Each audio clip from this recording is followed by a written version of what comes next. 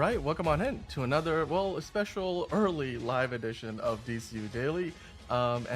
We are now officially counting down minutes away from the Superman trailer dropping. So thank you for joining in. Of course, I am Daniel. Let's switch up the graphics to DC because that's what we are doing today. We do have some other Hollywood news, but all of that will come after we do all the DC stuff. So if you are new to the channel, then welcome to the show. I'm here. Usually John is here. John might be sleeping in a little bit. He might be doing it again. He told me he was going to be here. We'll keep our fingers crossed. He might join us by the time we get to noon. Yeah, the trailer drops in, well, when I'm looking at the clock, it's like less than 12 minutes. So I wonder if it's already out there early, but let me go see if I can look for it. I've done this for the teaser trailer when it dropped in December, and that was also fun and interesting because it's, usually we do a live show and things are, going off the rails. This is one of those things where we're watching for the trailer to come out and then, reacting to it live and then hoping, things turn out in a way that's predictable. So there will be a little bit of stuff, unpredictability to this. Things might go off the rails. If they do, I'm sure we'll just, bounce with the punches.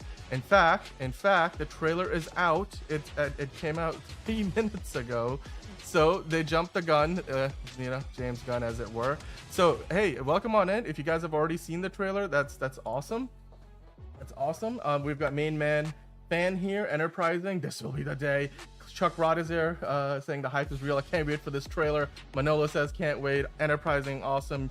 You guys were first in the chat. Let me say hello to you in the chat. Now, as I just mentioned, the trailer is out, right? So you are welcome to go. And Elite Easy is here as well. I'm gonna put the trailer up on the share screen that I've got here, and then I'm not gonna play it live because I don't want to get, we don't want to get taken down here. So what I'll do is I'll watch it, and you guys can watch it, and then we will talk about it together. So let me get that set up. I'm just saying hello to everybody in the chat. Now, if you have already seen the trailer and you're just coming in now, that's awesome. Just give me 1 second because I'm trying to pull up the trailer myself. Let me turn off the music here, and then I'll put it up on screen. I won't watch it in the screen share, but we will let's see. All right. Well, I'm just trying to pull up a screen that I can pause on. There we go. Trailer's out. So it's right there. It's on YouTube. It's already been up for 4 minutes now, and it's already got like 13,000 views. So let me watch the trailer. And you're not gonna see the picture move here because I'm watching it off screen. You guys watch the trailer, and then we will talk about it together. I'm so excited for this. So you'll hear my reactions. I'm sure you'll hear yours. So if you guys want to do this with me together at the same time, well, let's do it. I guess I'll count it down. I'm watching the trailer in 10, 9, 8, 7, 6, 5, 4, 3, 2, 1, and play.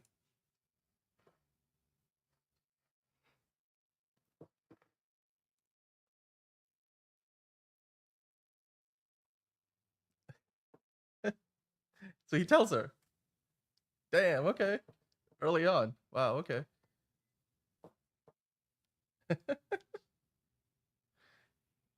All right.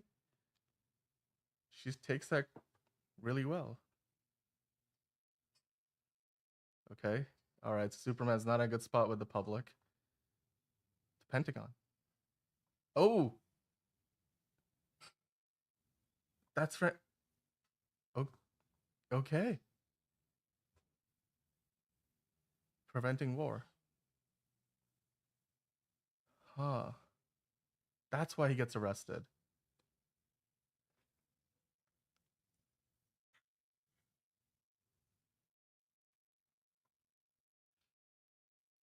Oh.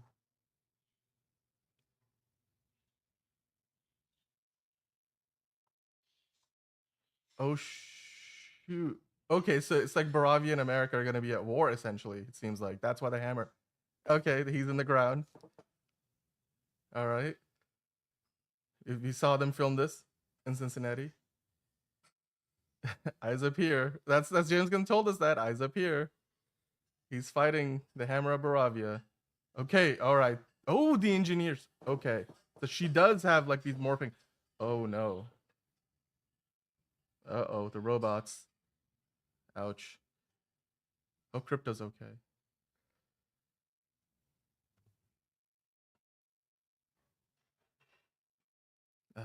Pa Kent. Yeah. Yep.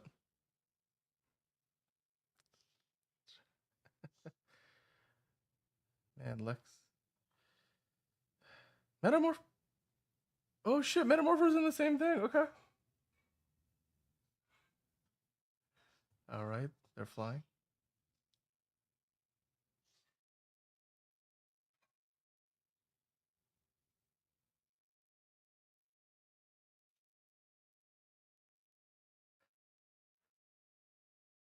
Oh dang. Okay.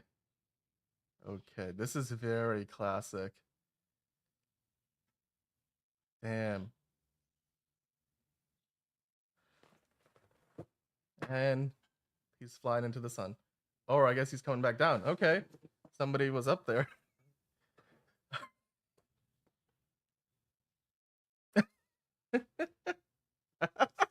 There's Krypto. Yes, that's awesome. Okay. Yeah. If you guys are just joining, you're like, what is this guy reacting to just watching the one logo? Well, I watched the trailer just off screen. That was amazing. Okay, all right. Let's talk about reactions. We've got reactions. You guys are going off in the chat, so let me bring those in. Let's talk first reactions. We'll go from the top to the bottom. And yeah, it's gonna be a great show here. So again, I will let me before we do that, let me send a quick hello to John and see if he has woken up out of his slumber. He can't tell me that I messed up this time. Last time he was like, "Dude, you told me, and then you didn't show. Then you changed the time up." I'm like, "No, we were gonna be here. It's not even noon." He probably thinks that he's gonna show up at noon and be like, "All right, I'm here." But I don't know, John. The people will hold you accountable. Oh my God, Gunn is cooking, says Manolo. Chuck Rod saying, oh my God, the trailer's so freaking awesome. That's awesome. I mean, I agree with you guys. Man with the emojis, with the thumbs up and world and a bunch of dolphins and a teary-eyed face. Yeah, I had a teary-eyed face watching the trailer. Chuck Rod saying, Krypto and let them take the fortress without a fight. Yeah, that's right. He is not. He is not letting them do that. Speaking of which, let's just start there. Let's see where was that in the trailer. So we got some of our suspicions confirmed in this trailer. You see the engineer in the fortress fighting Krypto. Lex is, I guess, playing it cool because he's not really worried. I'm pretty sure that's Eve Textmarker behind him. So Miss Textmarker trying her best. Well, it looks like robot number 4 maybe was indeed not, long for this world because, yeah, he's getting chopped up pretty good there. Yeah, wow, all right. And you also get to see the engineer sort of, morph into her power set, which is great. So you see that there. She's got, well, a very nanotech looking weaponry, and how that works from a physics standpoint, who cares? It's a movie. But yeah, clearly, they started off with a costume that was pretty practical, and then they've done a lot of work to extend it in post production. You're seeing the same graphics, Director James Gunn. This building, I wonder what this building, like the V stands for. You guys tell me. It must be one of the many corporations we are seeing in the movie. TC24 just joined and says, "Let's go home, everybody. Let's go home. Gunn did it." Is that like an NBA reference from the All-Star game? It's like, "Go home, everybody." It's like when Blake Griffin jumped over the car or something, or back in the day when the dunk contest were good, or Aaron Gordon went against was it Zach? Why am I forgetting his name? Anyway, he was in the Chicago Bulls at the time. Zach LaVine. So yeah. But yeah, Gunn did it. It's looking amazing. Let's kind of start from the very top here. So um, let's see. What can we do? One thing that I also wanted to do while we are live is we've got a bunch of other news to talk about as well. So many other things happening today in the world of Hollywood. So as you guys trickle in, I'm sure there's more of you guys coming in as we're talking about this. So just to kind of give you an update, we just watched the trailer. Everybody watching, I'm sure you guys just watched the trailer. So yeah, we're now reacting to the trailer. Then later on, to give you an idea what else we'll have, of course, a lot of DC. That's the primary reason why we're here. But then we'll be talking about, of course, we've got Mission Impossible debuting at the Cannes Film Festival today. So we've got a bunch of coverage around that. More upfronts happening in New York. Warner Brothers did theirs this morning. They're changing the name of Max again. We'll talk about that. Sony did theirs as well. So that they have some plans for Crunchyroll and really like going all out for anime moving forward. And then we have a bunch of movie news from Cannes, like movies selling to new distributors. Amazon Prime reported subscriber numbers. We'll talk about that as well. Then we do have some more Superman stuff, of course. Superman will release in all the premium formats. Not to mention we've got some new posters that dropped this morning. And we have, of course, Riri Williams' Ironheart trailer. Marvel finally. So not the only trailer that dropped today. Superman isn't the only trailer that we got. We also got the trailer from Ironheart. So we do have to get into that as well. So I'll have all of that and so much more ready for you guys. I'm checking in with John and seeing if he is still around and ready to jump in. But let me change that graphic. Let me change that graphic. We're here to talk about the Superman trailer, right? So it's here. Let's talk about it, shall we? They open up with a night shot of Metropolis. You can kind of see some it kind of looks like part New York City, part kind of mixed together with other skylines. So definitely not entirely done in camera. But I'm sure there's like set extensions here beyond what they actually shot for real. Then you see this conversation that James Gunn really did point out a while ago, saying at one point in the movie they basically have Lois Lane and Clark Kent sit down and have this really long chat, and it gets intense. Well, clearly that's what this conversation was, and that's what James Gunn has been hinting at and showing us, where the secret is out, and then he's gonna doing a big op-ed, or I guess being interviewed, that is Clark Kent by Lois Lane as Superman, not as Clark Kent. He's because who wants to hear from Clark Kent? People want to hear from Superman because there's a crisis going on, and Lois Lane's got the exclusive. And well, they're like, okay, it feels a little weird to her, obviously a little meta. She's like, I've interviewed you. Like I know, like, so you want me to interview you as Superman? Like, it's like, okay, yeah, as Superman. So and then they do that. So that's pretty cool. It's a different way. Again, some of these things, it's like the Man of Steel and DCEU iteration of Superman with Henry Cavill and Amy Adams, Lois Lane. They kind of got close to some of these aspects, but I suppose like just the direction they were going in was different, right?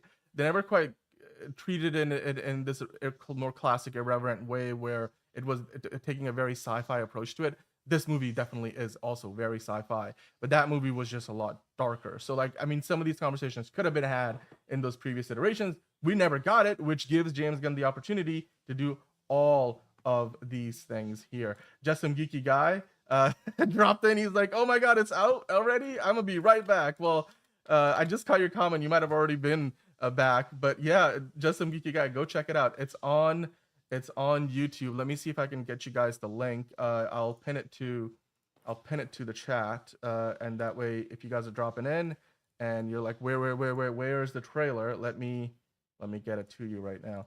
Running solo right now. So we're waiting for John to make his appearance. Maybe he will, maybe he won't. Let me pin that right there, so you guys have the trailer link if you're looking for it. Elite Easy with a comment. Okay. The bulge is intact. Yes, indeed. I don't know what you mean by that though, guys, because I'd be really worried if it weren't intact. I'm sure that would be very painful for Superman. So I'm glad that's not the case. But thank you for the comment. Enterprising saying, I just saw it. I am giddy with joy, and you can tell that I am the same. Well, Figure Drawing is also here. Hello, Figure Drawing. John is busy watching Memento. Yeah. Yeah, probably. You know what? Let's do this. Okay, hold on. Let me see if I can let's do this live, right? See this. I'm not gonna dox him on the internet, but here you go. I'm dialing John. Let's see if he picks up. He's probably gonna be like, oh shit, I overslept. So this is live TV right here. This is live TV. We're checking in on John, see what he's up to. It's all good. Yeah. All good. All right. Well, we'll be waiting for you. You're live on air right now, so just whenever you drop in, we'll. Okay. See you in a bit. All right. He's really sorry. He got caught up with some stuff. Well, that's why I'm here. So we've got things covered. There you go. That's a live reaction from well, you couldn't hear him, but you know, there you go. Yeah, main man fan. It's John is a night owl, so like he will usually be like, we do the shows, we finish up at like midnight, sometimes past midnight. Then his night is just getting started. Like, you know, it's not like he's going out partying or anything. He's doing but he, you know, he's up. He's up and he's doing other stuff. So just saw the trailers. Glorious, Mr. Gonzalez. Thank you for joining in. Chuck Rod saying you can see the chemistry between those two is going to be good. Yeah, absolutely. I mean, it looks like they are showing just, you know, what this is gonna look like. They get into an argument at one point, and you can see it gets intense, but like they're on the same page. Come on, Elite Easy. He's talking about the trailer for Ironheart, which, yeah, I saw that. It's not that bad. It's not the greatest thing ever, but it's not that bad. Mr. Gonzalez wasn't the biggest fan. We got Stick Canning in the chat. Hello, Stick Canning. How are you doing today? Saying hello again. Happy to see Baravian soldiers getting some more love in this trailer. Haha. Yep. I mean, we got plenty of Baravia in this, and it looks like Superman might have. I mean, hey, we all said like, hey, Superman in Man of Steel might have completely wiped out half of Metropolis. I was gonna say Manhattan, but no, Metropolis. But in this trailer, it looks like Superman might have started a war. So that's why the Hammer of Baravia, which also a little tricky, like a Hammer of Baravia coming in fighting Superman in Metropolis. How does that work? That's a little bit of an extrajudicial action. Well, is that the word? It's basically operating in a foreign country, kind of like what Superman did, going into Baravia without Baravia's approval. So again, kind of getting into a little, the politics of it, but without, Granny's peach tea, if you know, you know. So you see some of the, this is probably one of the alien ships, or maybe the Baravian ship that we got to see people coming out of in the Cincinnati shoot. Let me just see if I've got any more comments here. A lot of your guys' reactions from earlier. I just want to make sure that I'm keeping it all square. Yeah, Stick Canning is here, Chuck, and saying you can see the chemistry. Oh, we did that one. Okay. Hit the like button while you guys are here. I know a lot of you guys are watching. It really does help us out. Manus Time is in the building saying hello, hello. Dan, what was that? What, dude? I know. And then Nico is like, bro, like a really long, like, bro. Well, it's fire, as Nico said. So I'm the same. I mean, I watched it. Like, if you guys if you guys joined in late and you want to see my reaction, I didn't play the trailer on screen because obviously we can't do that. But yeah, we did react to it live, and then a number of you guys saw it. You were like, "Oh my god, it's already up!" I hope Yush is back. Well, no, Just Some Geeky Guy. I hope Just Some Geeky Guy is back. He dropped in earlier and said that the trailer is out already. I should go check it out. Well, I hope you did, and you're back talking about it. Yeah, the trailer was epic. All right, let's get into the question. Mr. Gonzalez has a question, so we will talk about that in a second. Enterprising saying that I do like the interview segment from Lois. It's a different dynamic. Yeah, exactly. Before the trailer starts out with this, they're sort of having a moment, and then hello, the interview. Oh, hello. Sorry John. about Okay. that. Let me pause and say hello and welcome on in, John. So I got caught up with stuff. My mom needed a lot of help with stuff in the morning, so unfortunately I couldn't do that. But I did promise. I'm not on my new computer, but I promised I would use my new webcam in honor of the new Superman trailer. Mm-hmm. So here I am. I am on my new webcam. I don't know if you can tell, but it is definitely a lot nicer. But we can tell. It's a level above. Yes. All right. So back, hold on. I will be right back to watch the new trailer. Be back soon. Come on, man. All right. Okay. Well, John's going to watch the trailer himself. Well, Just Some Geeky Guy just watched the trailer. So let's talk about that for a second. And then I've got Mr. Gonzalez's question on deck. So don't you worry. We're going to talk about your question as well. Just Some Geeky Guy saying, just came back from seeing the trailer. Not bad at all. Did James Gunn seriously rip off the scene from the Donner film where Lois interviews Superman? Did he? I mean, it's inspired by it, right? Like, so I fully expected, right? We talked about it. We've been talking about this for months. We've been talking about it for weeks, months, days, hours, whatever. Like, there were gonna be more things in this movie where it's gonna be inspired by Richard Donner, Christopher Reeve's version of Superman.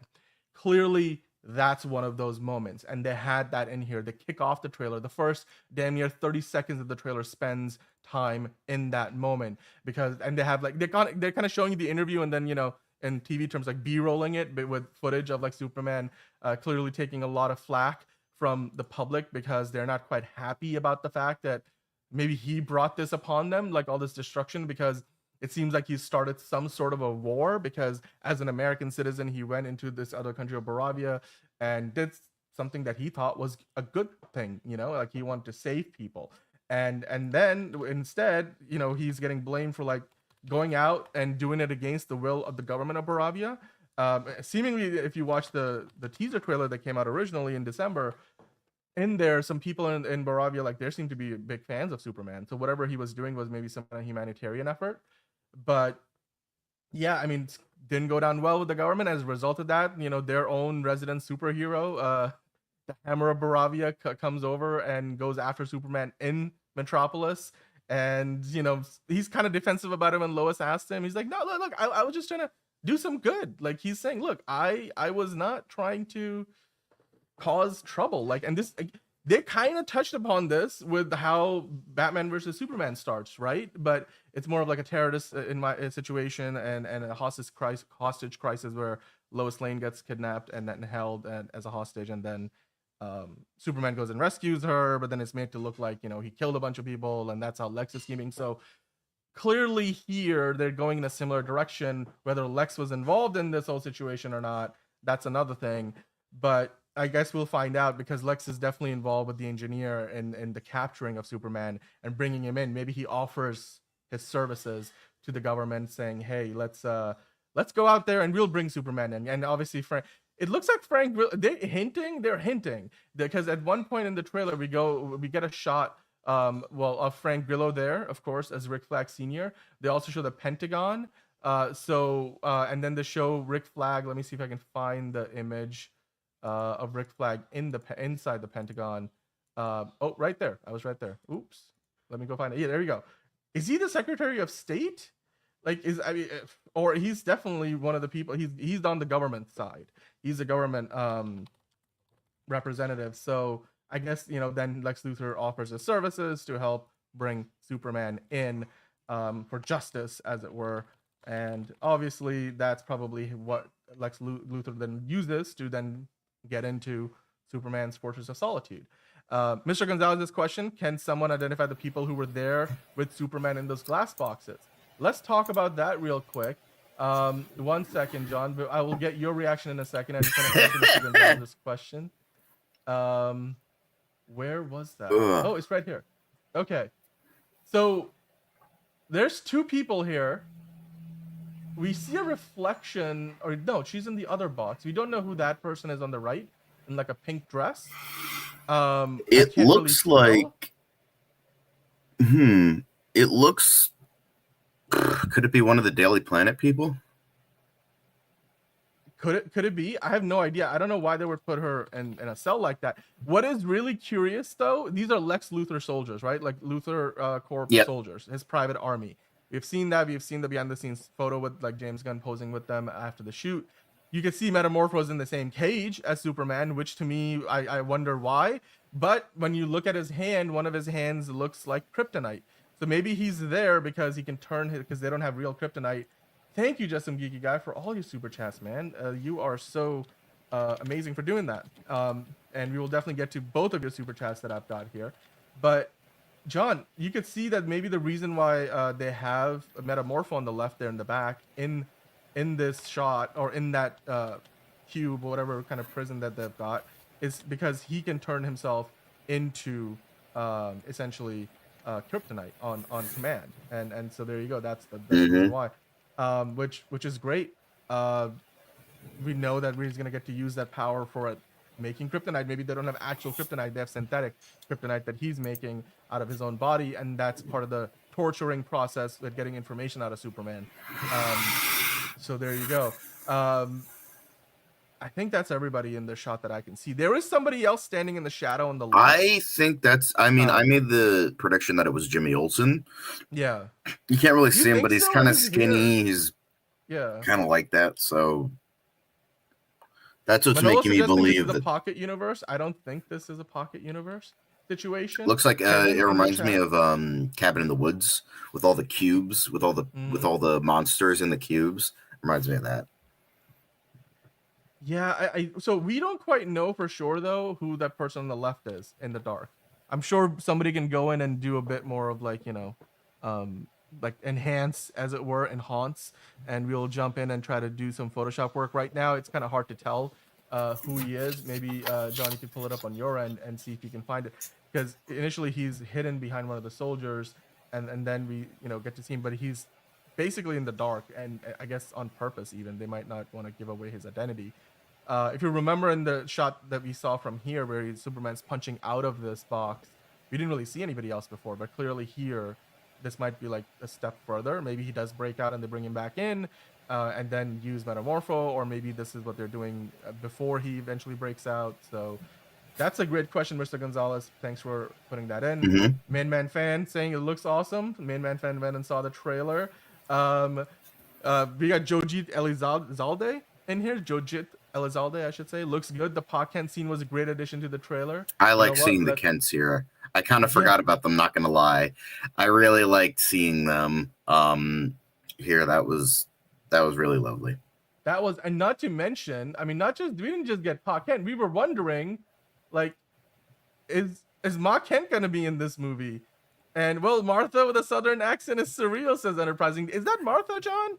Is that is that the actress that they cast? I forgot what she It is indeed Martha. You knew I had to. You knew I had to. I'm sorry for people wearing headphones right now. Ouch. Well, I keep my volume a little low in mine so that John doesn't blow out my ears, because he does go on rants, can get pretty loud. Hey. I'm not the only one that goes on rants. Liz has gone on quite a few rants as well. I'm not the only one. You've gone on a couple rants too, all right? A couple. That's an exact number for me. Why did you say that name? Says Elite Easy, and then just some geeky guy kind of echoing that. Why did you say that name, John? It's his mother's name. Anyway, so yeah. Well, Enterprising saying Luther collecting metahumans. Maybe that's what's going on here. There's more people on top of the boxes. Okay, both Chuck, Rod, and Mr. Gonzalez pointing that out. Let me take a quick look at this. Oh, I'm getting a message here. Sorry, this is other stuff. Not related to what we were talking about. Let's see what Chuck said. He said, yeah, there's another person on top of the box, and Mr. Gonzalez then saying the same. Let's go back to that sequence for a second, John. Let's kind of talk about maybe who else is. You could see, yeah, there's one or two other people up there. And yeah, maybe these, because there's multiple boxes here, so maybe Enterprising is right in saying Luther is collecting metahumans, maybe. John, do you care to speculate who or what those might be? Like the other metahumans that he might have in his possession? Maybe. He's not saying, and we'll never find out. You know what I mean? Like, maybe it's later characters that will get teased here, but we don't find out their identity until later, because maybe they might be bigger characters. Then we think, like, for me, the guy on the left looks like Jimmy Olsen a little bit. So that's what I think. However, maybe it could be like a really big character. Maybe that shows up in Peacemaker. Maybe it's a character that shows up much later.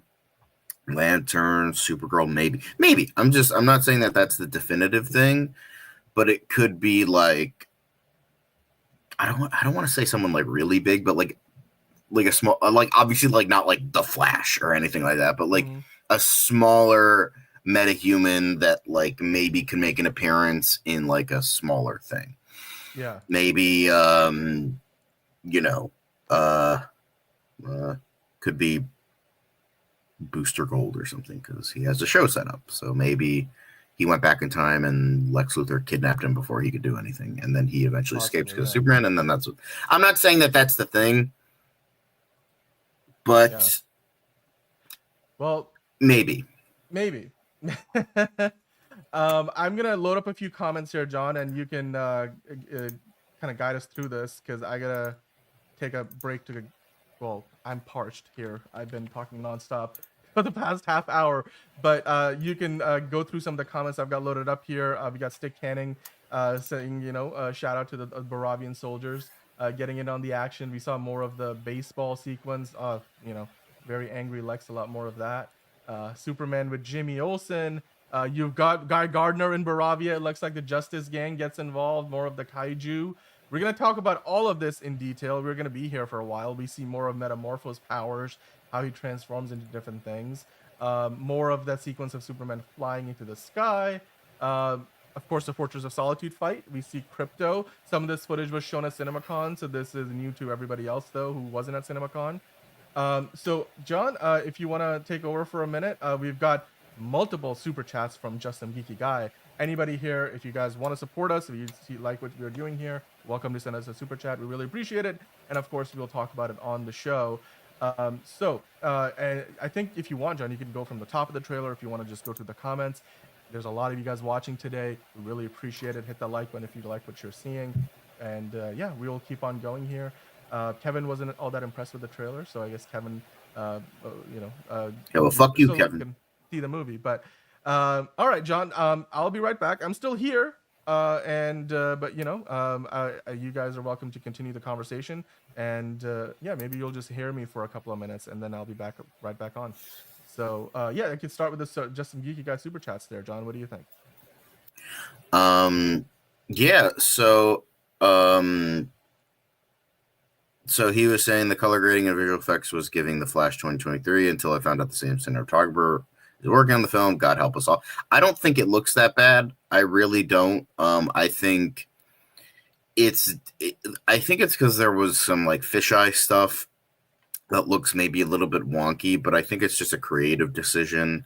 I like the color grading. I think it looks pretty good. Like it makes sense. Like the bluish part makes sense for the Antarctic or the Arctic. Forget which one. It's usually the Arctic.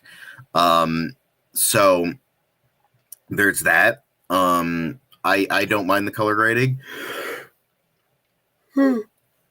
Sorry. I don't mind that at all. I don't. I think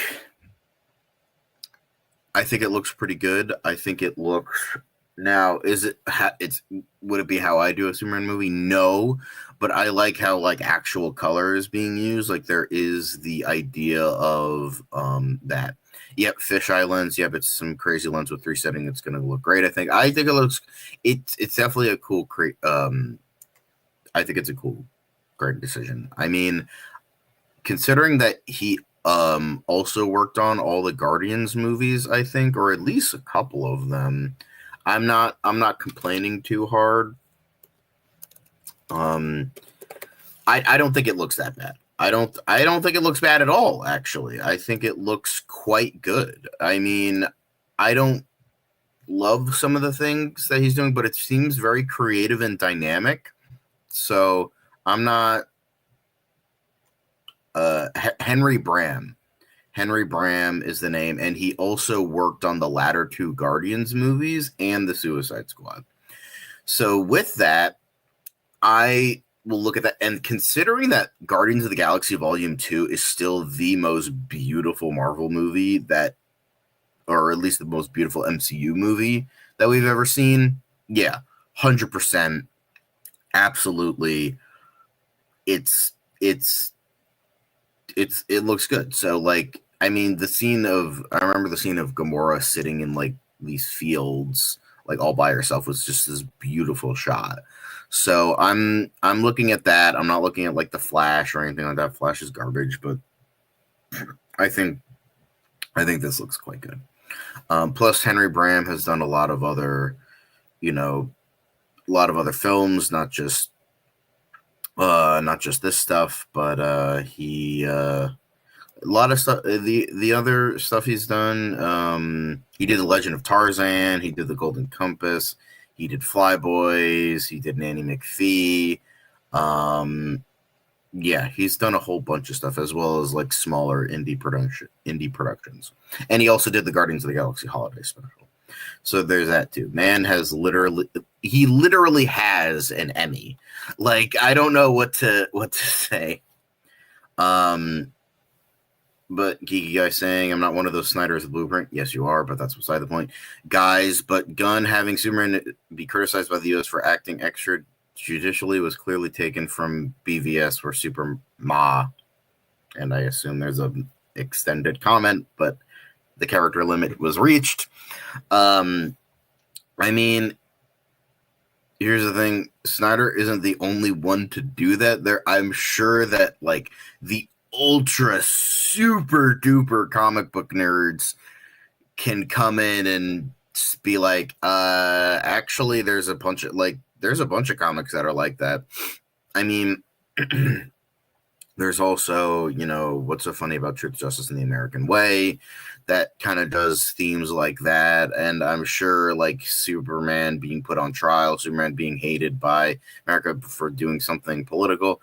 Yeah, I think that is something that has been done in a comic. I don't know which one, but, like, considering the 80-year history, I'm sure that, Superman has done something like that. So I don't think he invented every single solitary aspect of the character or invented the idea of doing stuff in his own hands, because I don't know, I just feel like that's silly. Like he invented everything. Like I don't think that's true. I don't think that's true. So there's that as well.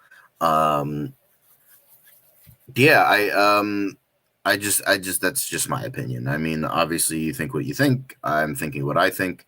I like how we saw some flashbacks as well, and yeah, Dan can scrub that. Yeah, I like how we do see a young Clark Kent. I think that's great to see. And then we got, a little bit over the Kents, not too much. I mean, as I said, this was more like, we did get like Superman stuff, but like we got like supporting cast. We got more Lex Luthor. We got more Lois Lane. We got a little bit more of the Engineer. Not a lot, but we did see her powers in action. We got more of the Kents. We got Rick Flag a little bit. Now I don't know if he's the Secretary of Defense or he was just shown, because she says Secretary of Defense in the trailer, and then they show Rick Flag Sr. So did he get a promotion, and then he's going to get a demotion by being the head of Argus, or is like he always going to be the Secretary of Defense? Because in Creature Commandos, he was a general, and it's entirely possible that he became Secretary of Defense between Creature Commandos and this. We don't know when Creature Commandos was. So whatever it is, I think supermanitarian effort. Yes. Thank you.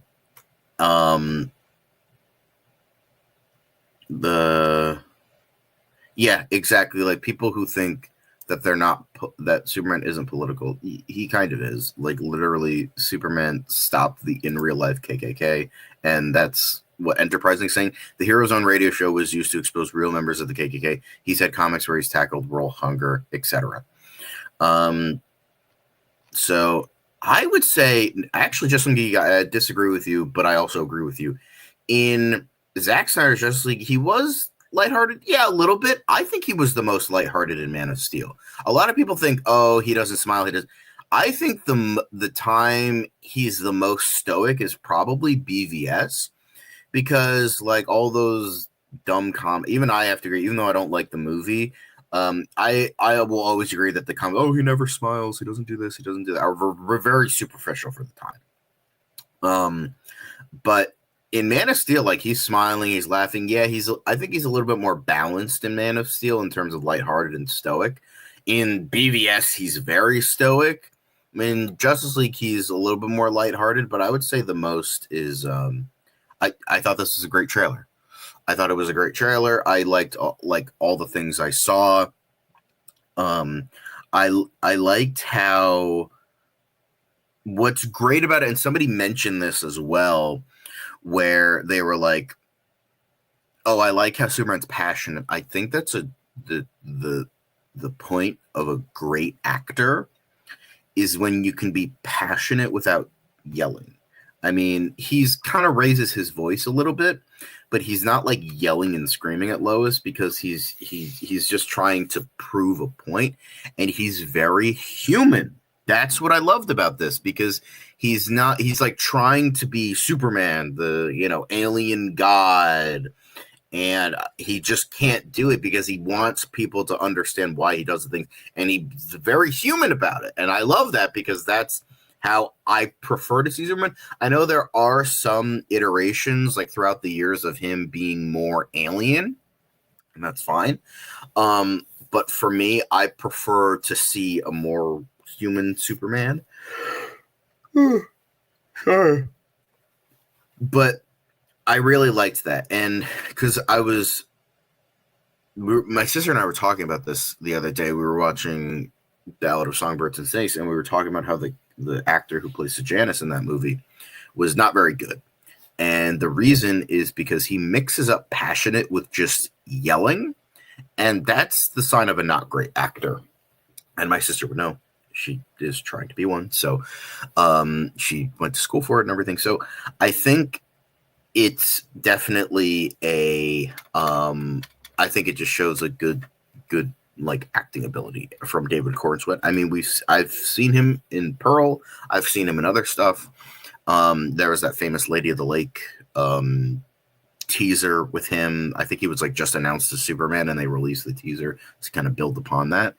And he did a really good job there and showed a lot of like anger and stuff there. So I don't know if President Lex is gonna.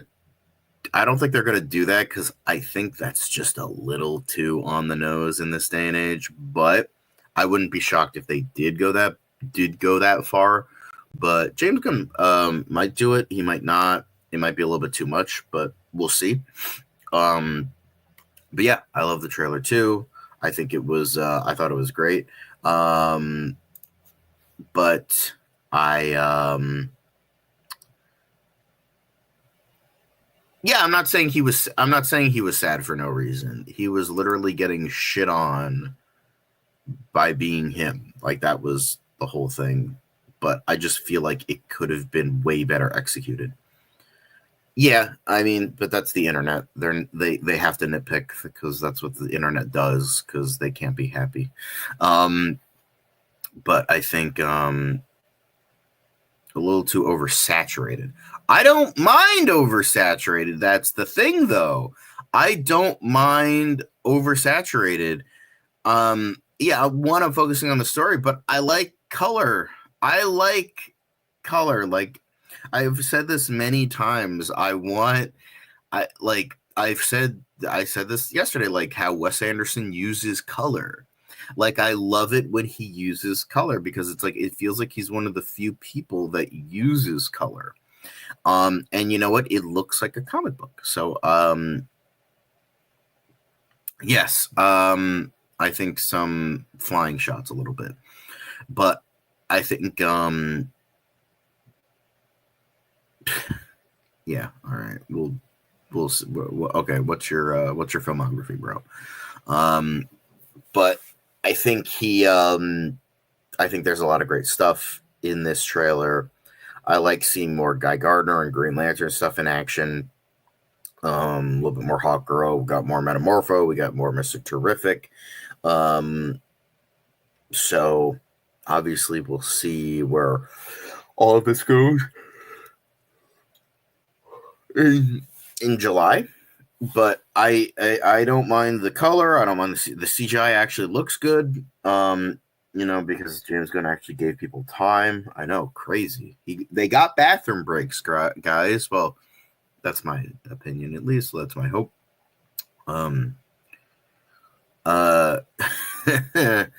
That's fair. But yeah. So Lex sounds more maniacal than expected. Yes, it seems like they're really leaning into the Silver Age aspect of like kind of the mad scientist. I mean, we did get that from James Gunn did say that, and I kind of like that because those are part of the things I liked about Kevin Spacey's Lex Luthor. He was very eccentric, but there was still the balance of menacing. So I think the with Gene Hackman, he was a little bit too like eccentric for me personally. But I personally think that that the balance is there, and I think that's what we're gonna get here with Lex Luthor. So I just wanted to state that as well. So just some geeky guy asking John, do you think James blatantly ripped off the scene where Superman the movie where Lois interviews Supes? I mean, I don't think it's a ripoff. They're like, I mean, they've interviewed in the comics before. I'm sure. Is there an inspiration there? Maybe, but it's like it's very different. It's much more casual. It's not over dinner. He's not in his suit. She's, sitting on the couch. It's all relaxed. They're clearly together, so I don't think that's the case. I mean, the premises are the same, interviewing Superman, but like the context is way, way, way, way, way different. So that's just what I personally think. But I mean, if you view it as a ripoff, then fine. But I mean, you're ripping off greatness. But I don't think it's a ripoff. I really don't think Maybe so. more of a tribute, Maybe a tribute, an homage. It's a different dynamic. Exactly. Lois didn't know he was Superman. He was in the suit. She was in like a nightgown. They were outside on the balcony. Here, they literally had like fucking takeout, and then now he's in an office. It's much more casual, and I really liked that. It shows like the idea of their, relationship.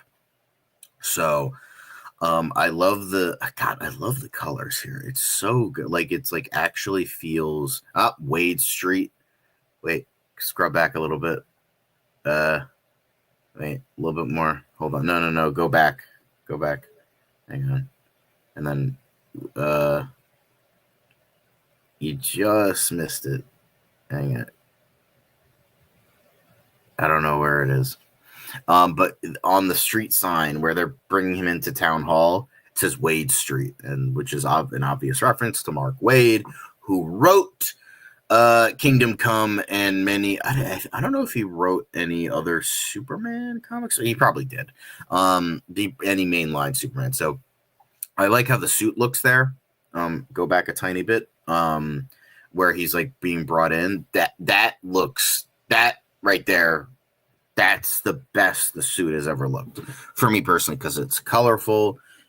I know it's ironic because, he's being brought in, and you got Rick Flag Sr. there. You got the engineering. You got Ulysses, Ultraman, Metamorpho, whoever the fudge it is. He's there. So, we saw these scenes being filmed. We got Bulge. Dan is happy to see that we have. Yeah, it's intact. Bulge. Elite EZ came in hot with that comment early on. It's intact. I'm like, I hope it's intact. Otherwise, it'll be really painful, Yeah, this is a couple's argument. Exactly. I love that dynamic. How that's just like how like she's trying to be a good reporter, but he's just like, I fucking stopped the war, you bitch. Like, why are you being such an asshole? Like, and it's just like the way he does it is just so good. Like, I mean, I don't think that's the case. Maybe it is, maybe it isn't. But like, it still looks pretty. I'm telling you, it still looks pretty like flat. Like, and that's the intention. He didn't want muscles, but that's great. Love to see it, but it looks a bit like the Reeves suit there, yes. But Emotional Soups is quite a thing to behold. Yes, most definitely. Hey, love the trailer. Thanks, Ron. Did you just come in? I thought you'd been here. Hello, No, Ron. you. Yeah. Hi, Ron. Love the trailer. My biggest problem with the suit, it looks too loose on his body. Well, right there, my guy, you're seeing it. Doesn't look loose to me. So there is that as well. I think he's looking good here. Like as I've said many a times in the past, I it's not what I would personally do with the suit. Like I like the colors, I like the logo, I love the Kingdom Come logo, and some other things as well. I just don't like the lines on the chest, and I don't like the collar, and I don't like how the cape looks. And I've stuck with that. For the most part, the suit is good, but if I were to pick any, I was talking about this the other day. For me, the Brandon Routh Kingdom Come suit is the best we've ever gotten, although a close second is the Fleischer suit that was used in flashbacks in Superman and Lois. Those are the two best suits we've ever gotten. We got the trunks on both, and they're simplistic and they don't try to over design it like this one does. So for me personally, I am loving what this suit looks like, and it's great. So it is real and it is spectacular. So yeah. The suit is so colorful, smiling face with tear. He has a very old school build to me. It reminds me of Kurt Swan's art. Superman should look bright and colorful. Yeah. Yeah, I mean, all of us are kind of agreeing that, yeah, it looks great. And my dream in orbit, it's been a while since we've seen you. I'll take oversaturated over, oh my God, I'm colorblind. And kids will like it better too. Superman is so natural. So it's so nice to see Superman not stoic. Elite Easy Gunn put his old gun pussy in that thing. I don't even know what the fuck that means. Although, the Masked Psalmist ASMR, please be good. I don't think we've seen you before. Hello there, Kyle Kaiswetter seeing us. But yeah, thank you for watching. Pump up those likes, guys. We got 38 viewers and only 26 likes. Although we did get a high of 54, but I guess once I started talking, people are like, get this fat guy off my screen. You know, it's my pretty face was missing. I'm sorry, guys. I'm back. Come on back. I'm just kidding.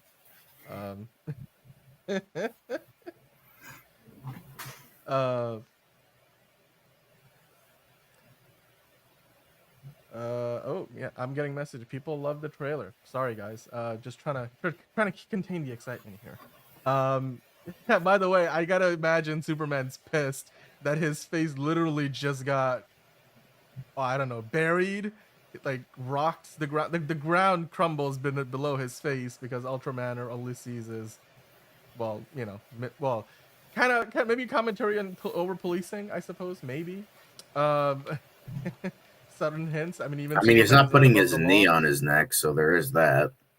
He's not putting his knee on his neck, so there is that. That's true. But maybe hey, it is some brutality, but they're like kind of reining it in a little bit. That would be too on the nose. We don't want to go that far. I think it's the thing about great sci-fi where you get the point across by using metaphors and, like, you know, parallel situations to the real world, but you don't want to. There's a line, you know, it's a very fine line that you don't want to cross that. Let's talk about Krypto, though. Krypto, good comment there. Let's talk about that whole sequence where the engineer Lex Luthor and Ultraman break into the fortress, and the engineer pulls out all of our fancy nanotech, which we now know how that's going to look in the movie. And, well, Krypto is there to defend the fortress. I don't know where Superman is at this point. It looks like a bunch of these robots are not going to be around for much longer after that sequence. Creative Brian saying he feels like he's seen the whole movie at this point. I think so far, to be honest, like the way James Gunn has done these trailers and the way, you know, they're doing trailers now is similar to what they used to do at Marvel when James Gunn was there. they don't give you much of the third act of the movie. So I doubt that they gave away the whole thing. I bet you a lot of this stuff happens early on in the film. In fact, I I would feel like say the only first thing half at they've, the very most. sorry, I would say first half at the very most is at the very how. most, right? The only thing that I feel like they're giving us from the later in the movie is probably that sequence where, like, the first image we ever got from the movie, right? Where Lex and not Lex, sorry, Superman and Lois Lane are getting ready, and there's this like ball of fire or something out there.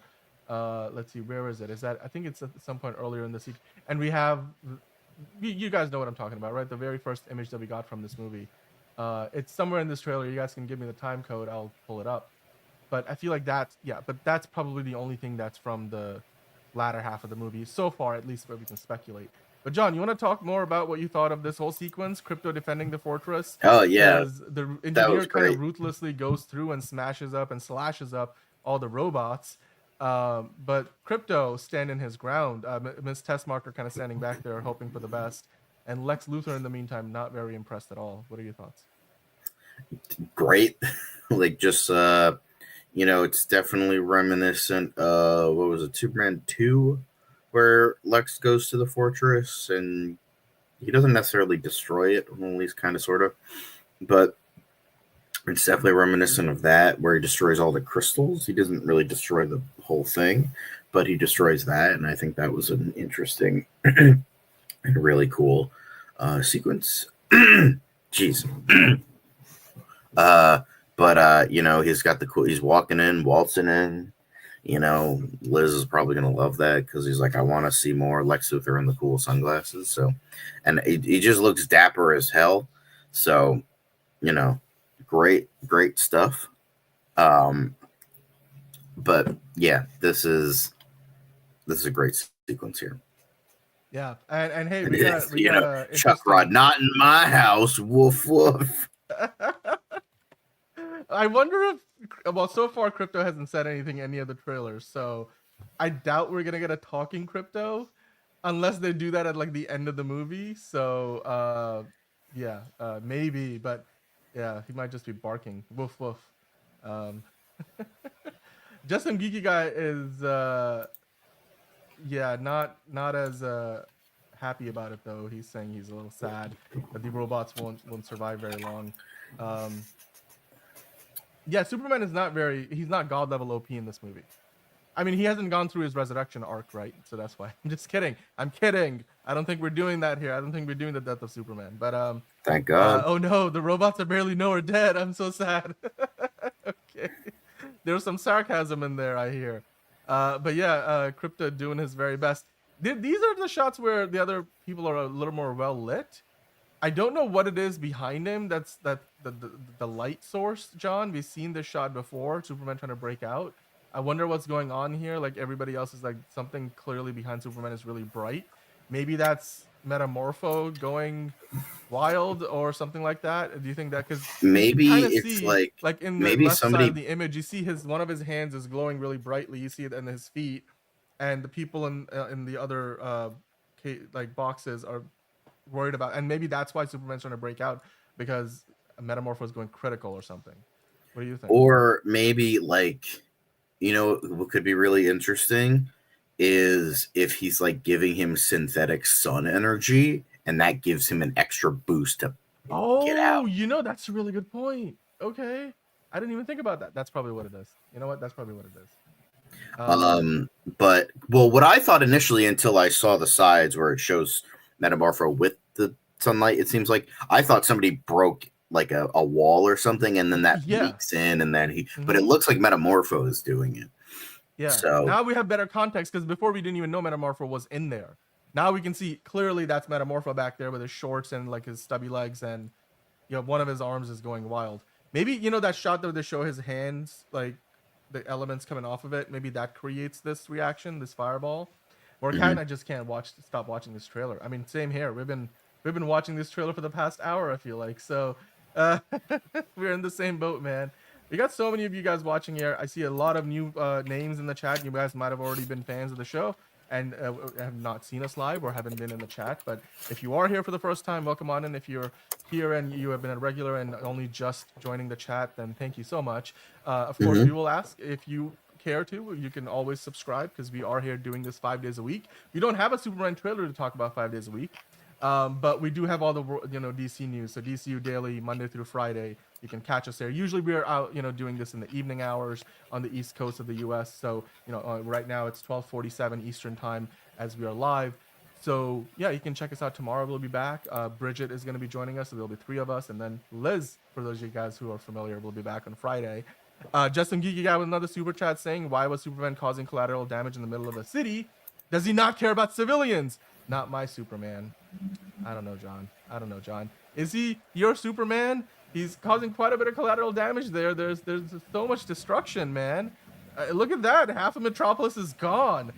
I wonder what they're gonna do about that. It's like there's it's past. It looks 5. like what Everybody he's went trying home. to do. Downtown is empty, or I don't know. It looks like what he's trying to do is trying to take the fight away from Metropolis, but like the kaiju doesn't give a fuck, because I think that's what is happening. It's the kaiju. He's like, I'm like barely sentient, bro. I'm just gonna throw fireballs all over the place, because he's like, come on, man, come on, and then he flies out. So I think that's what. So I think that was definitely something that he's trying to take it away from the city, but can't, and then it gets kind of screwed up a little bit, like that building that goes towering down. So there's that as well. Yeah. I mean, I still don't love it. Why did you bring him back to the city? And he's like, it's past work hours. Downtown is empty. There's a weapon here that can kill it. I don't know. I'm just reciting BVS quotes at this point. Is she with you? I thought she was with you. I don't know who that would refer to in this movie, but yeah, just living back the DCEU days for a moment. Chuck Rod with an interesting theory. I don't know, John, if you've addressed this though, saying these people seem to be shifting between reality. Maybe it's a pocket universe. Do you mean like when they're in that box? I don't know if that would be the case. Although it's kind of fun to see. Well, again, Superman is not OP in this movie. Clearly, he does get hurt, at least on several occasions. At one point, he's in a fortress being healed. At another point, his parents, the Kents, are helping him out. Yeah, but John, what are your thoughts on the idea of, are they shifting realities? Are we going to see pocket universes in the movie? We kind of know we're going to get it in Peacemaker. We already saw a shot in the trailer that dropped on Friday. I mean, he did kind of tease it with the fortress a little bit. So I think that's what also we're going to get. So there's that as well. So yeah, I think we're going to be getting something like that, but like, it's not going to be like, 100% like it's going to be show offy. I think we're going to get it a lot in Peacemaker. Maybe like, it's just the fortress is kind of like a pocket universe. So I think that's what it's going to be. Because that's what like the TARDIS is. I mean, Doctor Who fan, got to mention that. It's I think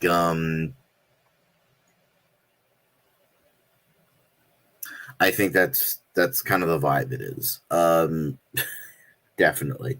That's the vibe I'm getting here. Where was that in the trailer? I'm trying to find that, by the way. Sorry, you were saying though? Yeah, it's just like the pocket universe stuff. I think we're gonna get maybe something with Lex Luthor, maybe something with the Fortress, but that's Lois behind Mr. Terrific there. Yep. This whole sequence was pretty amazing. I mean, there's so much going on in this trailer. This is the part where he's like, eyes up here. Like, he's clearly talking to the kaiju. And that fight looks like it destroys a lot of things. Obviously, we see more of the Hammer of Baravia. That looks like Superman taking quite a few punches. And yeah, the Hammer of Baravia is doing a good amount of damage too.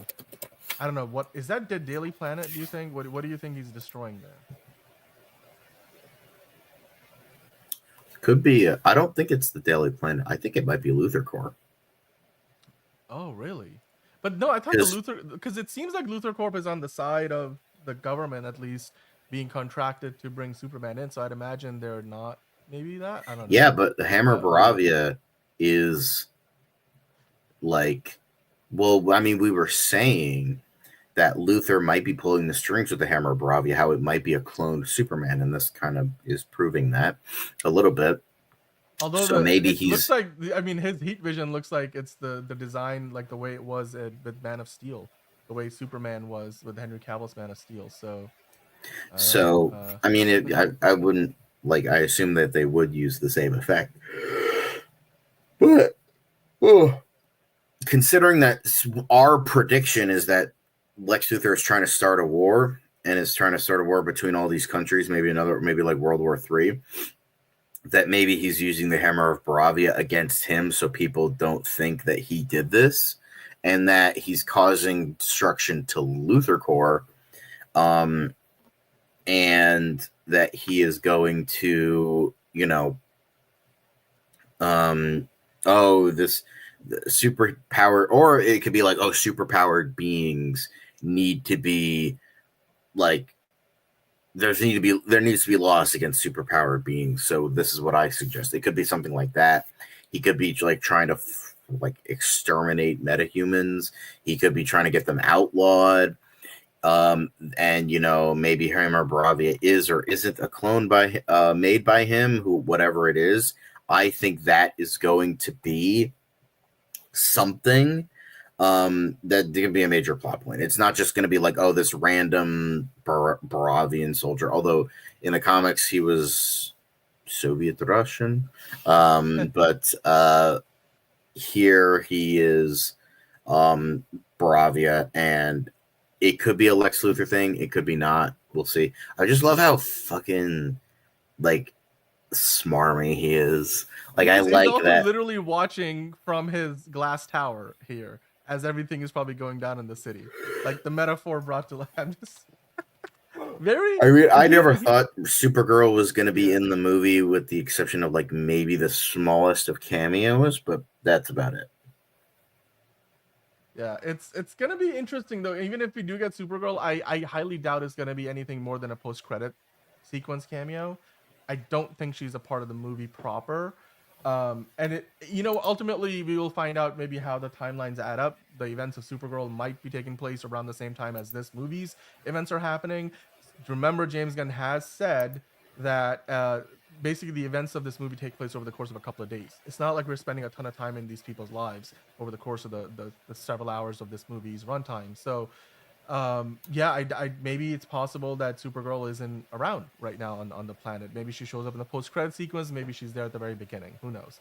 But I will say though, where he's standing here from this angle, that building looks similar to. Remember, we have gotten shots of Mr. Terrific in a building like this with like all that concrete behind him, and so far we think Mr. Terrific and everybody, they're all part of the Justice Gang, which is associated with Lord Tech and not Luthor Corp.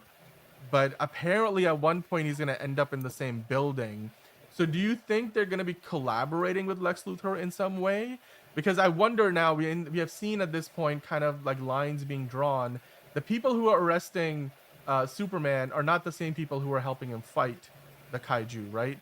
You have, let's go back to the arrest sequence. Where was it? Well, obviously there's, we could see that when they go to war in Baravia, or they're trying to stop this confrontation clearly between the military and a bunch of protesters, which, by the way, Baravia has some impressive technology, and some of those tanks look very similar to the tanks we have seen on the Supergirl film set.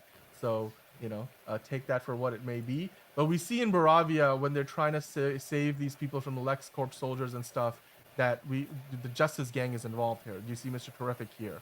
You see Guy Gardner at one point, using his lantern ring powers, which, speaking of which, that's the first time we have seen. Oh, I just saw it. I know. Where was it? Hold on. Go. No, later. Much later.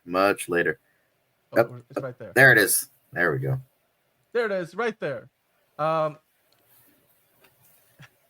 Literally a hand swatting away these folks.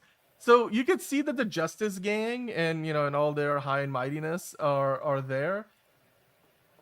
But that's not the same. They're, in fact, in some sequences fighting the Lex Corp soldiers. So the girl taking a selfie.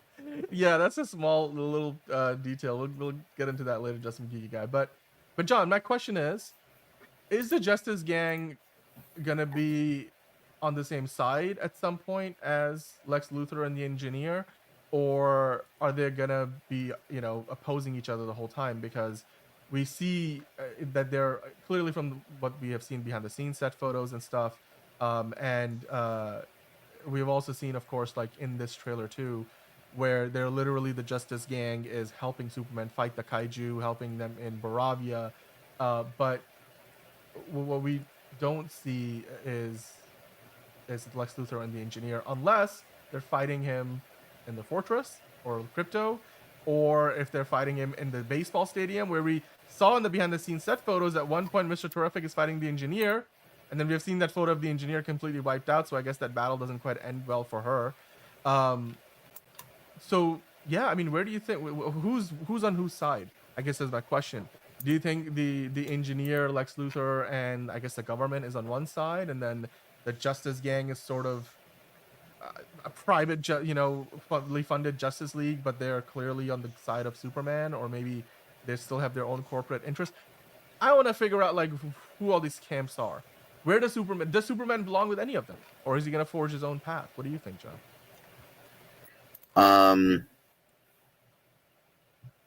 I think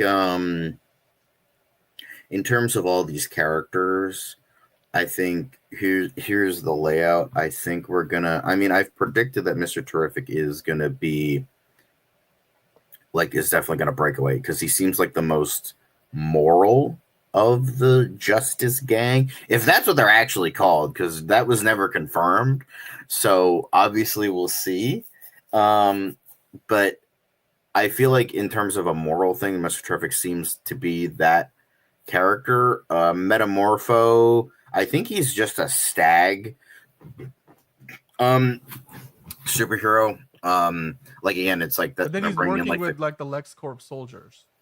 yeah. So So it seems like that Antonio's here. Hello, Antonio.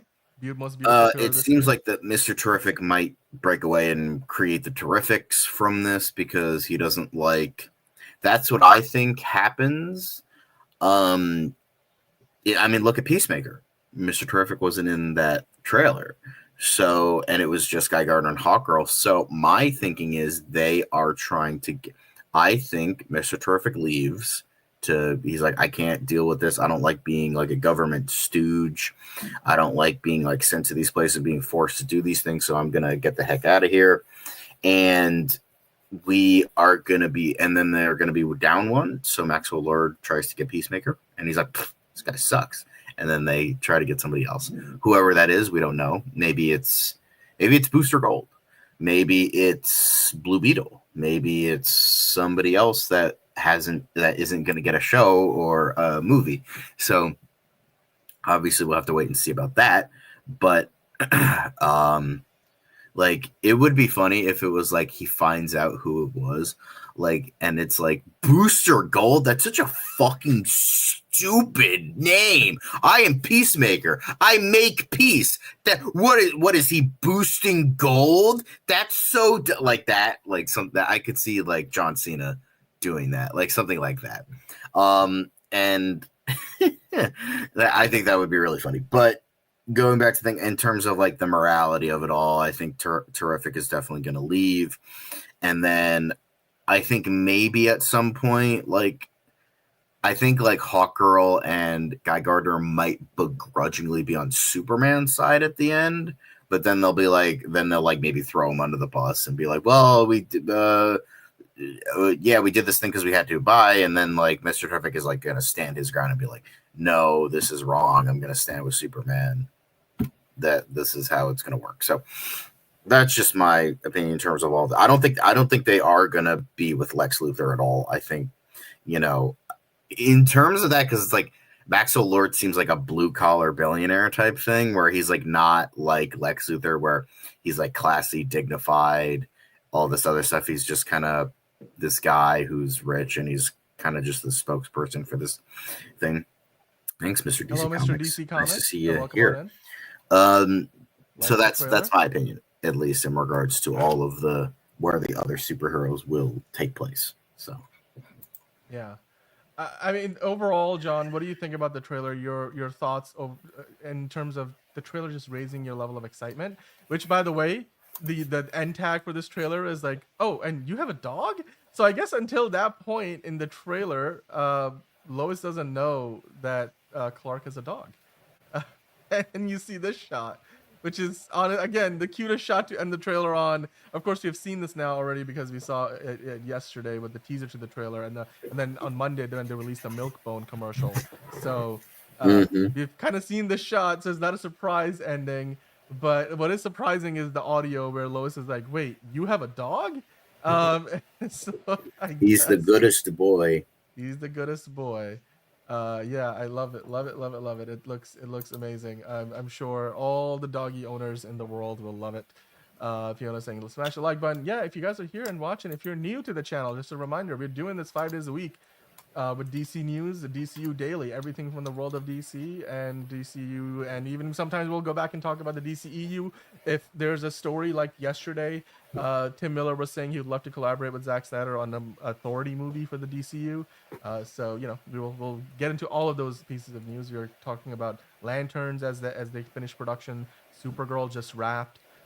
They've been working on post production for Peacemaker. They put out a trailer for that on Friday. We talk about that 5 days a week. And those of you guys who are regulars, of course, we are here 5 days a week and Monday through Friday, usually in the evening. We're here usually in the evening, so we wanted to be here right as the trailer drops. So here we are. But hit the like button, hit subscribe if you're new, and stick around. Hit the notification bell so you know when we're live. John, what do you think about the engineer's powers, like, and how they manifest? Like, it's very much looked like iron filings. When you put them up Yeah. against a magnet and stuff. It feels like nanotechnology, but done You in a know what way it that doesn't reminds me feel of? like. You know what it reminds me of? And people are gonna absolutely hate me for this comparison, but this is what it reminds me of. It reminds me of John Connor in Terminator Genesis. How that I knew you were gonna go there. You're gonna go Terminator. Okay. how Okay. that I'm just saying the look, like how the nanomachines are, how it looks like it doesn't look like liquid like it is in the comics or like the Mm-hmm. T1000. It looks like nanomachines, and it's like yeah, putting like iron filings under a magnet or like something like that. Yeah, or like toner under a magnet. So it has that look. And I don't know if you remember Terminator Genesis. I think y'all want to put that Yeah, out of I your do. memory, but that's what it looks like to me. That's what it looks like to me. Yeah, But it looks it's very cool, and I like that. I think that's definitely an intrigue. I think the liquid would have been great, but I think this is different, and I like that. yeah. It also is very different from what we have seen with nanotechnology of late in franchises like the Transformers movies. When the well, it was one of the ones with Mark Wahlberg where you see like turns into a Beats pill and it's transformium, or the way that they did it even with Iron Man's nanotech, right? This is clearly very different. This looks, I think, more realistic in some ways and with how something like that would work. So I think this is great. It differentiates itself in a way that it will stand out. It's also again doing it in a way that naturally blends in from a VFX standpoint, and also just in general. I think James Gunn was very clever in how he shot a lot of this practically, because clearly the base layer suit is all practical. We have seen Maria Gabriela de Furia like wear this suit practically on set. But then they add on all the extra VFX, the arms and everything. That's pretty wild considering her like bare hands become that. So I guess the we get to figure out like just how far along she is in their evolution as the engineer is basically her, even the hands that look human and don't have the suit on, even that turns into a weapon. And Krypto clearly is up to the task, and he's not gonna let this go easy. Um, although Nico saying, I see no monkeys. That's true. We don't see the monkeys. I don't think that's gonna be a part of the movie. And the Enterprising saying, yeah, we're definitely getting good guy JLI Maxwell Lord. So far at least we are. And then good comment there. Elite Easy saying Guy Gardner being a dickhead and slapping people around with this ring beam is on point. It's absolutely on point. He's just like, you know what? I'm gonna slap you guys away. That's totally how it's gonna go down. Steven Ortega is here. Hello, Steven. How are you doing? Good morning to you. Good afternoon, wherever you are, however you're watching. Thank you for stopping by, Steven. Saying, if I can recall, there weren't any shots of Maxwell Lord in the trailer. That's true. We don't get any Maxwell Lord in this trailer. In fact, I don't even know if we're gonna get Maxwell Lord in the movie. I mean, John, what do you care? What do you think?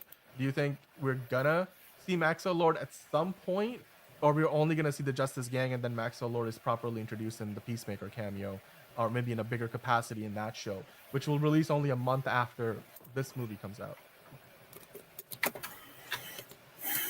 In terms of Green Lantern? No, I'm talking about just Maxwell Lord. Do you think we're gonna see him Maxwell in Lord, this? because you had the picture of Green In this Lantern, so I movie? was like really confused for a second. Maxwell Lord, yeah, I don't know. I don't think Peacemaker is. I think it's just going to be like a cameo where it's just like he just shows up and he's like, I want to be part of the Justice Gang, and then or whatever it's going to be called. But then they're like, this guy sucks. Like, you know, no, there was not any shots of Maxwell Lord in this trailer. The Peacemaker trailer, yes, not in this trailer. So, Yeah. I personally think, to answer that question, if you're going to see Maxwell Lord in this movie, we're probably going to see him for a small part. Again, they don't want to give away everything in this trailer, because I bet you there's at least one more trailer coming out before the movie releases, and they want to save something for it. And then still, you want to save stuff for the actual movie when you go to see it in the theater. But having said that, I don't think they've given us more than, I don't know, overall maybe 5 to 8 minutes of the movie total so far, between all the trailers and special sneak peeks and behind the scenes stuff. Almost 1 million views already on the DC YouTube channel, which is where we have been watching this. So yeah, this trailer is picking up steam real fast. Marvel dropped the Ironheart trailer earlier today. We're going to talk about that later on before we finish the show. But Superman, of course, is the biggest trailer of the day by far. I figure drawing saying this is old, but you on YouTube, Grace Randolph goes full on clanswoman over Mr. Terrific. Yeah, you're talking about how she was like his haircut or something to do with his haircut. I was like, I don't get it. I don't know why Grace it Randolph would looks, go she's there. like, oh, it Do we looks even very, care? it looks like a It's political statement or whatever the hell she said. And it's like, God, it's so really? dumb. Just don't talk. Just Yeah. just like brain to mouth barrier, Grace. Come on. Anyway, Enterprising saying, I do feel underwhelmed from what I've seen of the engineer. I expected more. That's just me though. Well, you gotta remember that the engineer isn't necessarily meant to be the big bad in this movie. I don't think she is either. Like, I bet you like that whole baseball sequence, the stadium sequence, is where she gets knocked out, and then that's it for her. Whether that happens before or after Superman gets arrested, how Superman gets exonerated, I don't know. It seems like a lot of what we have seen in this trailer and the previous trailers sets the stage for where the movie goes later on. We're not seeing any third act fight sequences. We're not seeing any later second act fight sequences or scenes here. I feel like Superman is probably going to start off the movie kind of like in BVS, where the hostage situation happens or whatever kind of humanitarian crisis is happening in Bavaria. That's or Baravia, I should say. Um, Bavaria is actually a real place. Baravia is not. But in Baravia, there's some kind of crisis. Superman intervenes on the side of the people who are protesting and about to get trampled on by the military there. They decide to send their homegrown superhero, the Hammer of Baravia, into Metropolis to take down Superman. There's a whole international incident around it. Lois Lane is trying to, get an exclusive from Superman to talk about it, and that's maybe the reason why Clark finally tells her that he's Superman. Or that, or they've already kind of figured it out, but it's still meta, like interviewing Clark Kent but as Superman. And that's like a PR thing, like they're trying to get Superman's take on it out there in the world. Then Superman gets arrested in the city when he's fighting the kaiju, and where the story goes from there, that's what we don't know. But I feel like everything we have seen so far is probably in the first half of the movie. That's kind of how I've put the pieces together. Super Blink is in the chat saying it's now officially hit 1 million views on YouTube. And yeah, figured drawing also saying she's so out of touch with reality, as in Grace Randall. Hello, Super Blink. Welcome onto the chat. Thank you for stopping by. What did you think about the trailer? Tell us what you thought. Did you love it? Everybody who's in the chat, drop us your thoughts on the trailer. I know some of you guys already have let us know. So we have been bringing those comments in and talking about it. Yeah, Elite Easy, the name of the streaming service, Max, is changing again. And we will get into that later on. So don't you worry. We got you. Fucking WB, man. Yep. Mr. DC Comics, John, you want to read that comment off real quick? That's actually a two-parter. Let me grab the second half of Oh that. boy, oh boy, oh boy. In the MCU, I always disliked how the characters always seem to be embarrassed to be actual superheroes. Yeah, I can kind of see that. Like, take a look at this guy. Like, you But then know, he continues to say, in this Superman, the characters all seem to embrace being superheroes and the comics. yeah. Yeah, that's that's a pretty accurate take in terms of just kind of calling out the fact that in the MCU they're still trying to ground it in the sense of reality. Kind of like it's the legacy of the MCU having started when it did back in the 2000s, right?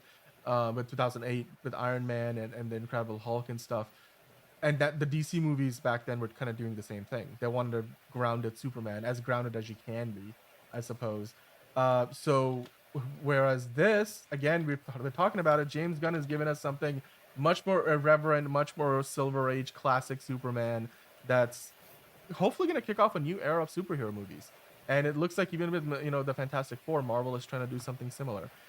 Mario Faith Warrior saying trailer is a 9 out of 10 for me. Hello Mario, and thank you for your rating. That's awesome, man. We are so glad that you loved it. Super Blink saying I really loved it. Little iffy on some things. What are the things that you're iffy on, Super Blink? Let's talk about them. Let us know in the chat, and we'll bring them up. We'll discuss them here. It's looking fantastic overall right now. It's crossed over 1 million views on YouTube. Um, there's a few things that you guys were I made underwhelmed my by. lock screen the new poster. Nice. Perfect. Hell yeah. That's what you were doing the last 5 minutes. Not the last 5 minutes, like the last 30 seconds. Calm down. All good, all good. Well, yeah, Super Blink. Let us know Yeah, I'm what not you going to think act about like it, it's a man. perfect trailer. I think the sneak peek and the first trailer were a little bit better, but I still like a lot of what I see. Um, and I'm loving the vibe we're getting here. Yeah, I mean, also like you guys are talking about in the chat in the MCU, we still have a situation where most superheroes people know them as that. They're not doing secret identities or everything. It seems like DC so far, at least with Superman, is committing to the idea that Superman will be known as Superman and Clark Kent to only a handful of people in his life. And it's not going to be something where the world is going to know. Obviously, how far can they push that? Is that going to be true for every character? Probably not. Figure Drawing saying this trailer has a lot. Do you think they should have dropped it earlier? I still don't understand why they did nothing for the Super Bowl. I personally think that they released the trailer at the right time because as of today, we are now less than 2 months away from the movie coming out, and with what they did at CinemaCon, all the stuff you have seen already, they're giving us enough to now satiate our appetite for long enough now that maybe when the final trailer drops, it's going to drop probably a couple of weeks before the movie comes out. And if they feel like it, they might not even give us another full trailer. They might just give us, ad spots and some small things here and there. Uh, 2 months is gonna pass by real fast, especially with all the other movies coming out. So I personally think the timing's okay in hindsight, but having sat through those, days with the Super Bowl and just waiting and waiting and waiting and not getting the trailer, definitely, it was hard. But it's also because we talk about it 5 days a week here on the show. If you guys watch us, like it becomes the situation where most people are not worrying about where's the Superman trailer every day of the week, but some of us are, but we're, let's be honest, a smaller minority of the fan base who are very passionate. The average movie going audience is like, oh, didn't they just put out that Krypto clip the other day? In fact, it's been weeks, so they'll be okay with that. So I think overall they've timed it well for the vast majority of people, and obviously, right now I think the moment is right. You're in a place between Thunderbolts having already come out. You've got two Marvel movies out of the way. You're just before Memorial Day when Mission Impossible comes out and Lilo and Stitch comes out. This trailer will now start playing before all of those big movies and will lead us all the way into the movie coming out itself. So I think from a distribution standpoint, it's great. But John, I want to hear what you think about that question from Figure Drawing. Do you agree with what I'm saying? Do you think the timing was perfect, or should they have released it a bit sooner than they did? I think I don't think this should have been revealed during the Super Bowl. I think maybe a 30-second version of this trailer should have been shown during the Super Bowl. I just think that would have been better, but it is expensive and they wanted to do more. I feel like they're trying to do more of a viral marketing thing where like James Gunn announced, oh, it's the trailer is coming out tomorrow, and then it's like this big event. They've Where gotten instead great of like results with it with Barbie and stuff, so it makes just sense. kind of dropping it. So Yeah. sometimes the surprise of just dropping it is great. But at the same time, there's benefits to both. There is benefits to both of like being like it's coming out Wednesday. Get your get your get your Superman mug, get your Superman shirt, get your Superman watch, get your Superman pen, write down notes, like yeah, that kind of thing. But whatever the case is, I think put that back down there. Whatever the case is, I think I think I do like how he's like making it more than just like, oh, it's just a trailer. It's preparing people for this. So that looks I didn't really even cool. realize Mr. Terrific is knocked out there. Good. Okay. Bro, he's knocked the fuck out. Look at the engineer. I think I'm okay with the way the engineer looks, honestly. Yeah, I mean, Mr. DC Comics, I think they've nailed how Lois Lane is being portrayed so far. Yep. Elite Easy saying Superman is earnest and sincere, lacks the irony and tongue-in-cheekiness cheekiness of Peacemaker, etc. But Gunn has all the stuff in the right places. So yeah, that's great. I think we all are in agreement on that. Super Bling saying I'm still 50-50 with the Justice Gang suits, which we do get to see at one point in this trailer. Obviously, we're seeing them kind of fight through this whole sequence. Who is Supergirl taking out the window there? I wonder. Not Supergirl, Hawkgirl, I should say. Sorry, not Supergirl. Supergirl's not in this trailer, at least as far as it looks like Russia. Huh?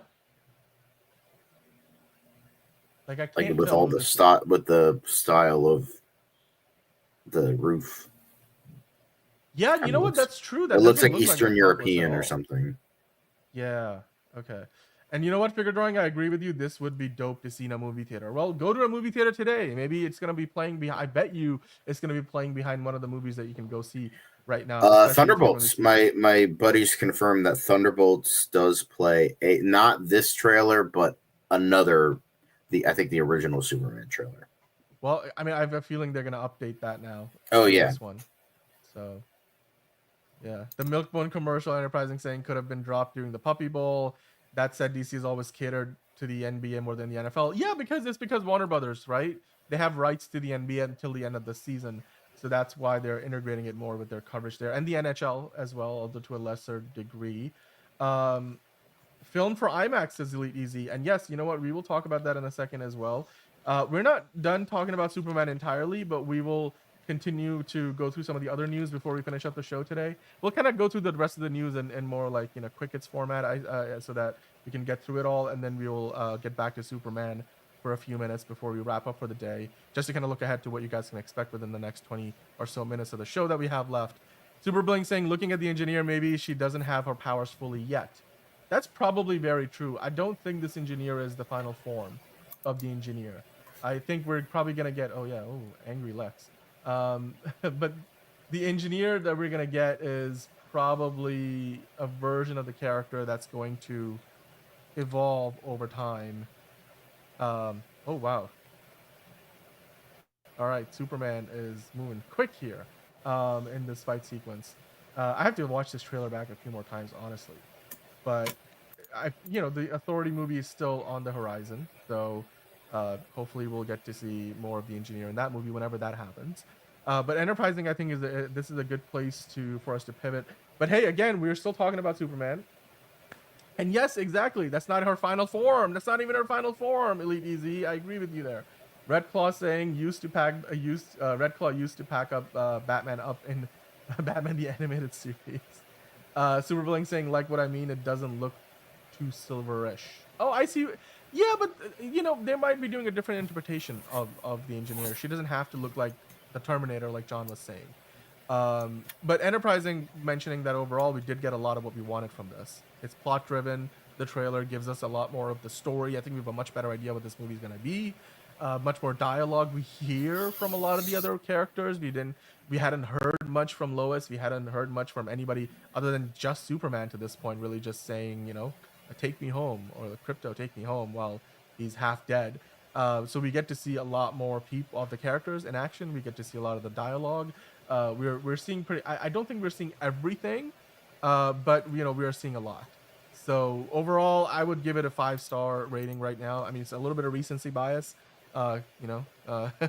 sue me. But the Smallville Giants, a little bit of an Easter egg there. The mighty Crabjoys poster of one of Superman's favorite bands. He's in his bed, his full-size bed at the Kent house, which does look like a converted double wide trailer actually. So I love the whole thing, man. This looks amazing, fantastic. We will come back to Superman to finish off the show, but as I mentioned earlier, some of you guys have been talking about, like, HBO is getting back in the Max game, intent. We'll talk about that. We have to talk about the Ironheart trailer, this Mission Impossible premiering at the Cannes Film Festival today. So let's do all of that and so much more by bringing back, what we usually do at the top of the show, and that is, of course, our main man, Ryan Gosling, hitting us with that Knuff music, and then we'll get into some of the news, some Superman news, some news from other parts of Hollywood at the Cannes Film Festival, and so on, the Marvel stuff, and then we'll wrap things up with a Superman at the end as well. So let's hit that intro, and then we'll get into the news. It doesn't seem to matter what I do. I'm always number 2. All right, mister, I need to paint my abs on to get nominated. You don't see Robert Downey doing that. You're kidding. You're kidding. I can't open the envelope without the... Warner Bros. Is heading back into the Matrix with a new movie in the works. Wonder what other surprises are in store. I want to be Bruce Wayne. I like that. You're gonna love me. There's the shot right there. That. Okay, we don't need to see coins. Right there. You look ridiculous. Well, not no more, he don't. What, dude? I can barely understand you. Your accent's insane. What the needs now? Give me a hand up. Nope, I'm actually okay. Thank you very much. Oh, wow. Wow.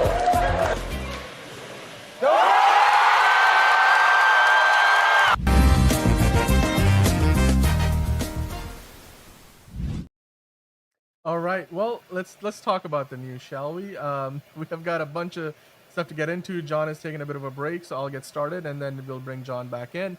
But the first thing, Jessica Jones, of course, we talked about it yesterday. She is coming back in Daredevil Born Again Season 2. It was confirmed at the Disney Upfront presentation yesterday, and they brought her out on stage alongside Charlie Cox. So we got to see the both of them. They've been waiting and holding on to this announcement, it seems like, until they got to this point here with the upfront. So saving it for a different big event, and I'm sure we'll get other announcements like this. Maybe they'll announce more people returning at Comic-Con. So that was pretty impressive. We got ratings right now in the chat of the Superman trailer earlier. We will go back to talking about the Superman trailer after the news. Super Blink was saying 9 out of 10 for me. Enterprising saying, yeah, I can see that with the engineer. She's more powerful in the comics. That might skew my expectations of her a bit. Elite Easy gave it an 11 out of 10. Enterprising giving the Superman trailer a 9.5 out of 10. And, well, I gave it a 5 out of 5. So a lot of you guys kind of in the same boat there. So we'll get back to talking about that. But John, I know we talked about this yesterday, so I know you're probably excited to see Kristen Ritter back. So am I. I mean, I haven't watched Born Again, so I'm not really excited. But well, in general, if you were watch the original show, right? Yeah, she's back, and season 2 is going to be a part of it. On the DC side of things, we forgot to mention this yesterday, John, but apparently yesterday was the 13-year anniversary of Smallville's series finale. It aired for a good decade, and then it aired its finale, the final episode, on May 13th, 2011, before the Man of Steel came out, before the DCEU was a thing, before the Arrowverse was a thing. And well, today's May the 14th, and we get the new trailer for Superman, so a little poetic in that sense. He still wants to come back and play the role, but I guess Tom Welling, as of right now, his services aren't needed, but we still remember him as one of the better Superman actors. I think every Superman actor has been fantastic. We also got a Super Mario sequel update, John. The movie, the Super Mario Bros. Sequel is now called Super Mario World. That and makes according sense. to the NBC Universal Upfronts presentation, that's where they made this announcement. The first film, of course, did make $1.3 billion, so now we know what the sequel is going to be called. Is this a good name for you, do you think? Super Mario Yeah, it makes World? sense. I like it. It's Perfect. the natural next step up for where they're going to take the story. This is going to be probably another $1 billion movie. I wanted to kind of quickly bring this up because Seth Rogen has a really interesting take when he went on the Howard Stern show saying, hey, the magic of Hollywood is one movie, one weekend that can change the entire outlook of the industry. And he was talking about how when they were working on the show, the studio, before Barbie came out and Barbenheimer happened with Oppenheimer and Christopher Nolan and Greta Gerwig just having this cultural moment, they were working on a much darker version of the studio, whereas then they saw how things changed so quickly.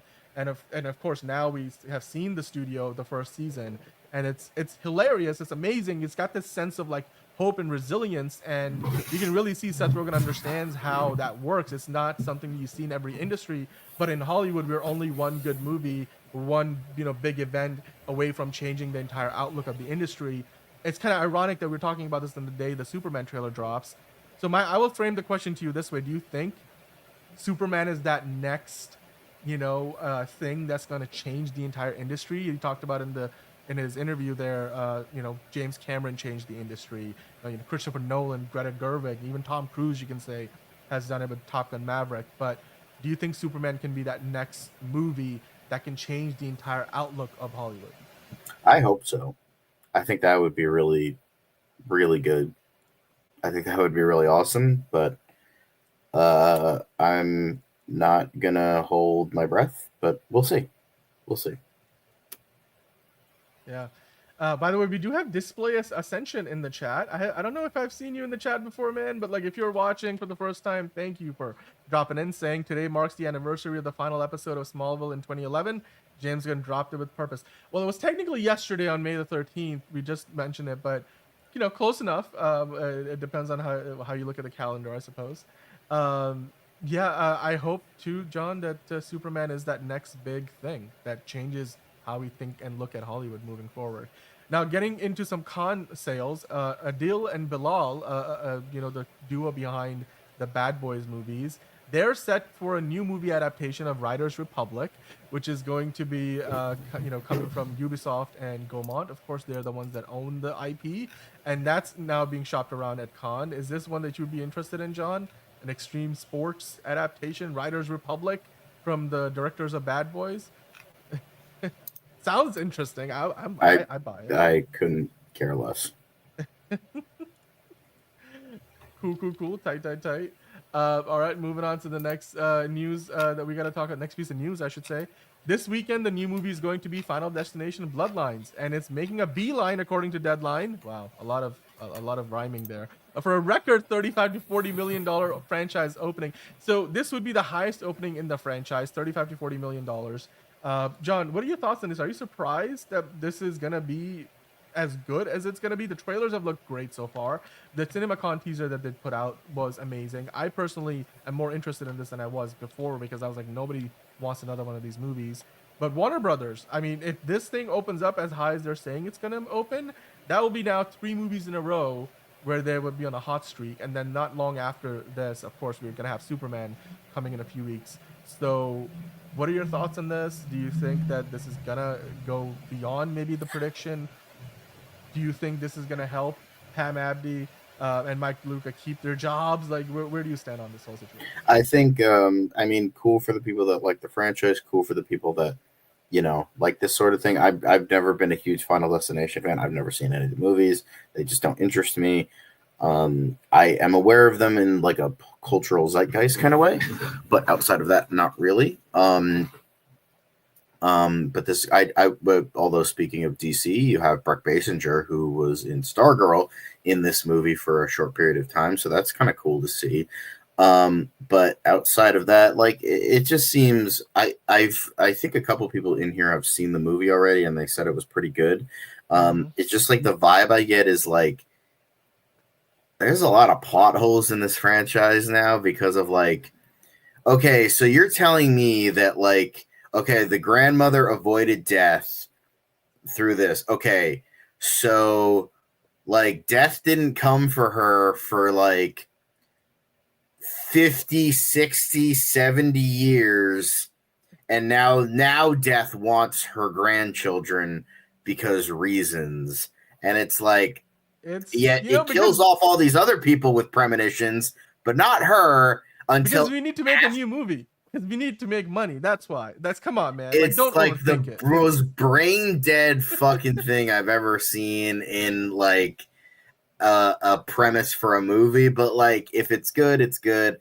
I'm in terms of Tony Todd's final performances, I'll watch The Bunker when that comes out. I'll skip this, but yeah. Well, I'm looking forward to it, and it's gonna be coming out literally tomorrow in previews, so we'll talk about it later this week. But the rest of the way, we've got some more news. We're gonna do it quick hit style, John. So let's hit that bossa nova elevator music, and we will dive right into the rest of the news. We've got a bunch more to talk about. Let's start off by talking about Mission Impossible, John. Mission Impossible: The Final Reckoning. It's premiering at the Cannes Film Festival tonight, which, I mean, it's in France, so it might be happening as we speak because they're already like 6 hours ahead. Christopher McQuarrie did a masterclass event earlier in the day, and Tom Cruise showed up as a surprise appearance. And then they kind of talked about this plane stunt that they're doing in the movie. At one point, Tom Cruise is like the only one flying the yellow plane, the biplane, and then he has to like get on the wing to fix something because that's part of the plot of the movie. And he's only allowed to be out there for like 13 minutes. And he ends up being out there for 20 minutes, damn near passed out. The plane is about to run out of fuel, and he has to get himself back in the plane and land the damn thing, which he somehow does. But I'm like, only he can do this. And I'm like, I hope he doesn't push it too far, because you might be one stunt too many away from, Tom Cruise just biting the dust. And I really hope they don't do that, because we want Tom Cruise to be around for a while. But John, the movie comes out in a couple of weeks, less than 2 weeks, week and a half, on Memorial Day weekend, and it's meant to be the big finale of the Mission Impossible franchise. It's the 8th movie in the franchise. Recently, all 5 of the directors were reflecting back on their time working on the movie, including Brian De Palma, of course. Christopher McQuarrie has done the last several of these. What are your thoughts on Mission Impossible as a whole right now? What are your expectations for the Final Reckoning coming out in less than 2 weeks' time? I'm excited for it. I know that the reviews have been mixed, but still, I'm excited for it. I agree. Same here. I can't wait for this movie. This plane stunt, everybody, even if they're saying they're not liking the movie, they're saying that stunt is probably like the best thing they've ever done. So can't wait. Cannot wait. Moving on to the next thing, John. Sony is doubling down on anime as Crunchyroll has topped 17 million subscribers. And they're prepping now for the Ghost of Tsushima series, which I know we've talked about before and we're all really excited about. What are your thoughts on the future of anime, and then how Sony's just making sure that they're the ones at the front of this, because anime is now becoming more and more mainstream, and Crunchyroll is the go-to streaming service. A lot of the best anime is on there. 17 million subscribers. Ghost of Tsushima is probably going to raise that number quite a bit. Where do you stand on the state of anime and the presence that Sony's going to have there? I think it'll be cool, interesting. Yeah. I don't really care. I mean, maybe I'll watch the show, but like, Cool, tight. Well, Jeremy Allen White and Austin Butler are enemies in A24's Henry Dunham crime pick. Basically, if you read the description, it says in Enemies, a relentless detective and an infamous contract killer collide in the deadly game of cat and mouse. So Ari Aster is producing this. Of course, A24, known for these kind of movies, or at least, now they're bringing in big stars to make what feels like a slightly more mainstream movie than what A24 usually would do. Does this interest you? Austin Butler, Jeremy Allen White, as basically going up against each other. Not quite face-off vibes, but I'd watch it personally. Sounds interesting. Yeah, it does. Very much interesting. We'll just have to wait and see what comes of it when the time comes. Well, John, Warner Brothers. You remember how they did that Jason Bateman Batman commercial, and how they put what was the scene from? Was it Sleepless in Seattle? They did a Super Bowl ad. Remember that one where they brought back Meg Ryan and When Harry Met Sally. Harry Met Sally, and then not Sydney Sleepless in Sweeney Seattle. was in it. Yeah. Yeah, it was a Hellman's Mayo commercial, remember? But it was basically reenacting the movie scene, and of course we've seen the Jason Bateman or Bateman State Farm commercial. So Warner Brothers now saying we're gonna want to do more of that, and they're calling it the WBD Storyverse, leveraging all of their IP in a new partnership program. And not only are you gonna be able to do this with DC stuff, and I guess their rom-coms, but now they're putting Elf, Harry Potter, The Big Bang Theory, The Matrix, Family Matters, and Friends. They're all up for grabs as part of this program, John. They're going to do a lot of these activations, as they say in the advertising world, around their franchises. Would you like to see Will Ferrell back as the Elf, except, I don't know, advertising gummy bears or something? Because I don't think they're going to... He literally turned down a $30 million contract to star in a sequel. I don't think he's going to play him in a damn commercial, but they'll probably get somebody else that'll look like him or parody, kind of like what Jason Bateman was. You'd want Batman, not Bateman. You would want maybe it would be funny if they get Pharrell to play Elf. No, I said Will Ferrell, not Pharrell, and it was that could be kind of funny. But I don't think Will Ferrell would come back for that. But this sounds cute, funny, more memorable. I mean, the Bateman commercial is still the best Batman movie we've ever gotten. So, I'm here for it. Yep. Enterprising was saying with Mission Impossible, Lilo and Stitch, and Karate Kid coming out so close together, and even Final Destination, we're going to be eating good at the cinema for a little while. I agree with you there. Prime Video now reaches 130 million subscribers. U.S. ad-supported customers, Amazon says. Their main offering, the main version of Prime Video, has added 15 million customers since this in their latest update. Your thoughts on that? I mean, that makes them one of the I think they're the second most subscribed streaming service after Netflix and then Disney. Or I guess if you combine Disney and Hulu, Disney is higher, but they're top 3. So, what do you think? I mean, yeah, well, that kind of makes sense because it's a lot of people just have Prime, and that comes with Prime Video. I know there are people that just get Prime Video and not the whole package, but it makes sense that a lot of people, because I mean, Prime is pretty much almost necessary to use Amazon at this point, so it makes sense that a lot of people would have that. Yeah. Well, I think it's just good that they're growing. They have great stuff Reacher and a lot of franchises. Antonio pointed this out earlier, and the genius of our lifetime, David Zaslav, says, let's bring back HBO Max, something that should have never went away. Well, yes, Warner Brothers did reverse course, changing Max's name back to HBO Max, and it was announced at the Warner Brothers upfront presentation earlier today in the morning, where Zaslav announced the move, declaring that no consumer today is saying they want more content, but better content. And therefore, I guess, we want to take advantage of the prestige of Max or HBO, and now it's going to be HBO Max. Of course, they only renamed it to Max in 2023, so it took them less than 2 years to reverse course. They recently had rebranded it for Max to go from being purple to black, which looked more like HBO. But I guess they were we haven't gone far enough. Let's just go all the way back to HBO Max, what it was called when it was first launched. So there you go. I don't know, John, do you have anything to add to that? I'm this was just a dumb mistake. It's just hilarious. They're corrected. So it's just hilarious. It is hilarious. Yeah.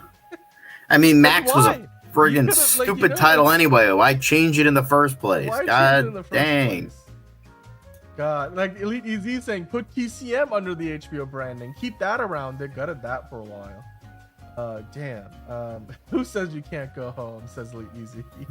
Enterprising with a one-word reaction. Goodness. Yes, indeed. Goodness indeed. Hopefully more goodness, because we're going to get Peacemaker on there later this year.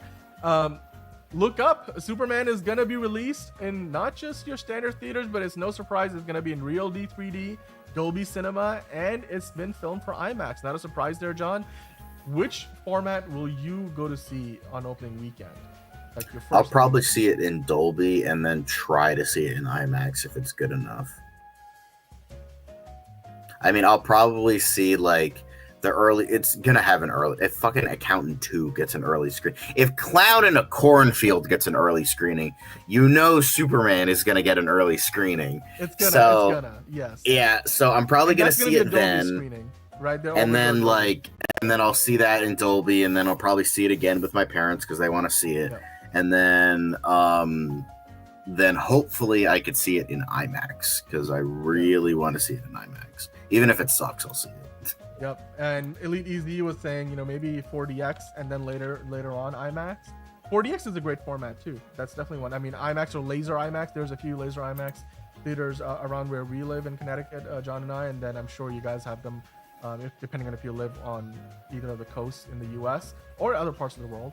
Well, speaking of Marvel though, John, we got some first posters for Ironheart, which dropped a trailer today. We'll talk about in a minute. It looks. I like the I actually like the poster, very much giving you that Iron Man vibe a little bit. Every dream has a cost, so I guess we'll find out what that is in the show.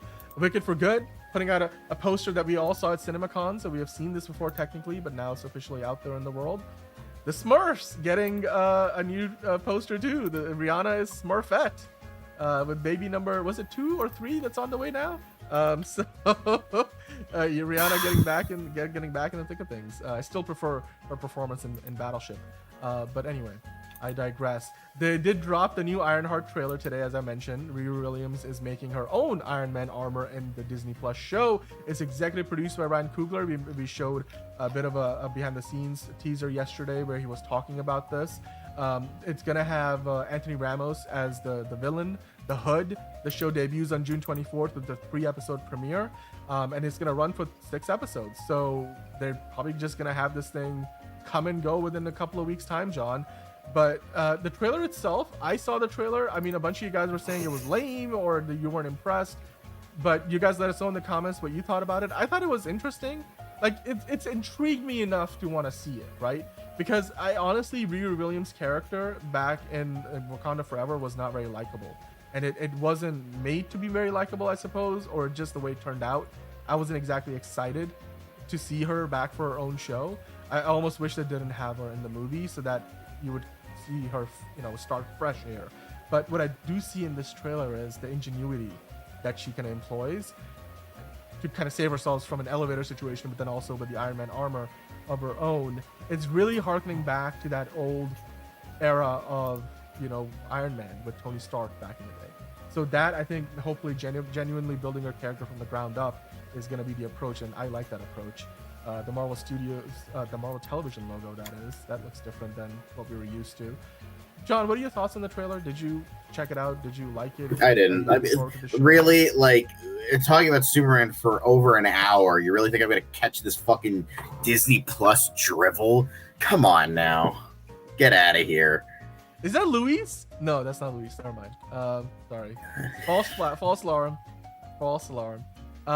Why would he show up here? It looks fun. I mean, again, I'm not completely sold on it. I still don't understand why the Hood. It's so over the top. It's cheesy. But some of the visuals here, again, I do like. You're looking at a version of the suit that, when you go to the final version of the Iron Man suit being completely all nanotech. Hidden Ironreich is also here, which is hopefully he's gonna have a good presence in this. He's part of the MCU now. The young Han Solo, as we like to call him. But I like the throwback nature of the suit because it's going back to, or harkening back to, the era of Iron Man that's no longer there, so I kind of do appreciate that at least. And if they give her a good character, background, like a good origin story where you get to see her earn her stripes, that's all we can ask for. So I don't know, guys, you let us know what you thought about the Ironheart trailer. Some of you guys weren't impressed. I'm sure some of you guys did love it. Elite EZ saying if that was under Warner Brothers, you'd be all naked and afraid reruns by now. You're talking about, I'm sure, HBO Max. Elite EZ was saying Anthony Ramos is dope. Loved him in the Will and Grace reboot and Transformers Rise of the Beast. I hear his character Hood uses magic, building on the Agatha All Along stuff. Probably, but in the trailer he's got guns, so I don't know. Maybe it's a little bit of both. Enterprising prefers Superman. Also love the poster. Enterprising saying Ironheart doesn't look bad. I have faith in Coogler. Same. We all have faith in Coogler. I'm sure the show will be fine. It's just why would I care about that when Superman. The trailer for Superman just came out. That's true. So as we go back to talking about Superman to wrap up the show, John, let us know in the comments down below what you thought about the Ironheart trailer. Did you enjoy it? On a day when we got the Superman trailer, I feel like John was saying, we should just be focusing on that. But Ironheart comes out a little bit sooner, and it will be done airing by the time Superman releases. So get in the comments and let us know what you thought about it. In the meantime, let's get back to talking about DC, right? So let's switch the graphics up again. Let's get back to the DC world, and we got to talk about Superman some more, John. So back to the trailer. I want to get into some of your comments before we wrap up. I've been collecting a few more. Let's just start with what Derpy said, because he joined in a little bit late. Hopefully you saw the trailer. Let us know what you thought about it, Derpy. Saying in James Gunn he trusts, so I assume that you like the trailer. Marco just joined in. Hello, Marco. And just he's saying, just let me say, what a great trailer, maximum hype. And then he clarifies Superman trailer. I think we understood what you meant. Figure drawing saying, John, I bet the show won't be trash. No, that's what I said. I don't think it. I mean, I'm sure it'll be fine. It's just like, as I said, I don't care. I want Superman. I don't care about Ironheart. Fair enough. Well, we had some ratings earlier from the folks. Elite Easy gave it an 11 out of 10. Enterprising gave it a 9.5 out of 10, so damn near perfect. We had Super Bling giving it a 9 out of 10. I would say it's a 9 out of 10. I was gonna ask where you were gonna say. So there you go. That's what you would give it a rating. Superman has to do something that hasn't been done with him in a long time, says Enterprising. Be unanimously praised and financially successful. Hasn't happened since 1978, so we'll see. Very good point. Yeah, that's like, what is that, like 40 years, 50 years, something like that? Enterprising saying almost the lack 50. of interest is his concern for the Ironheart show. It might be good, but it wouldn't matter if nobody's watching it, right? But I mean, hopefully, if it's good, people catch on to it. You know, that's the hope. Because if it is a good show, then why not? You know, like Miss Marvel was a fantastic show. Not a lot of people saw it, but I hope they've gone back and seen it over time. Ron saying 9 out of 10 for the trailer, John. So Ron is kind of in the same boat as you there. Marco has not seen the Ironheart trailer yet, but they did release a trailer earlier today, same day. They did it as part of their upfronts presentation, I believe. So you know, that's all about TV shows. It's like CinemaCon for TV shows, not quite, sort of. So Marco, if you do get a chance, you can check out the Ironheart trailer. Let us know what you thought about it. Let's see what else we got in the chat. Elite Easy saying Ramos is hot too. Guns ? Magic bullet ? Well, yeah, in the trailer at one point he has like 2 guns in his hands. That's all I'm saying. Kugler is a producer is an easy check, so they can throw his name around, but I'm sure his input didn't hurt. But he can only fix so much. Probably mostly Black Panther continuity stuff. Yeah, you're probably not wrong there, Elite Easy. I think that's probably what ended up happening in terms of how Ryan Coogler's involved in Ironheart. But yeah, we'll have to just wait and see. The show comes out, what is it, like a month from now? A little over a month from now? Miss Marvel was worthy. I agree with you, Figure Drawing. I definitely agree with you there. We've got a few more comments to get into here. We got Marco Ramos pointing out eyes up here, buddy, which was definitely part of that kaiju fight. Where does that happen? It happens right here. And we have seen some of the behind the scenes of how they filmed it. And you could clearly see that Superman is fighting. They said it's a baby kaiju, right? So that's going to be interesting. This guy's not even grown to full size, and the thing basically is a skyscraper. So not many people could probably fight it. Superman's suit's getting all, racked up with soot and explosive, like, fire. Well, because he gets basically literally charred by the fire breath of the kaiju at one point in the trailer.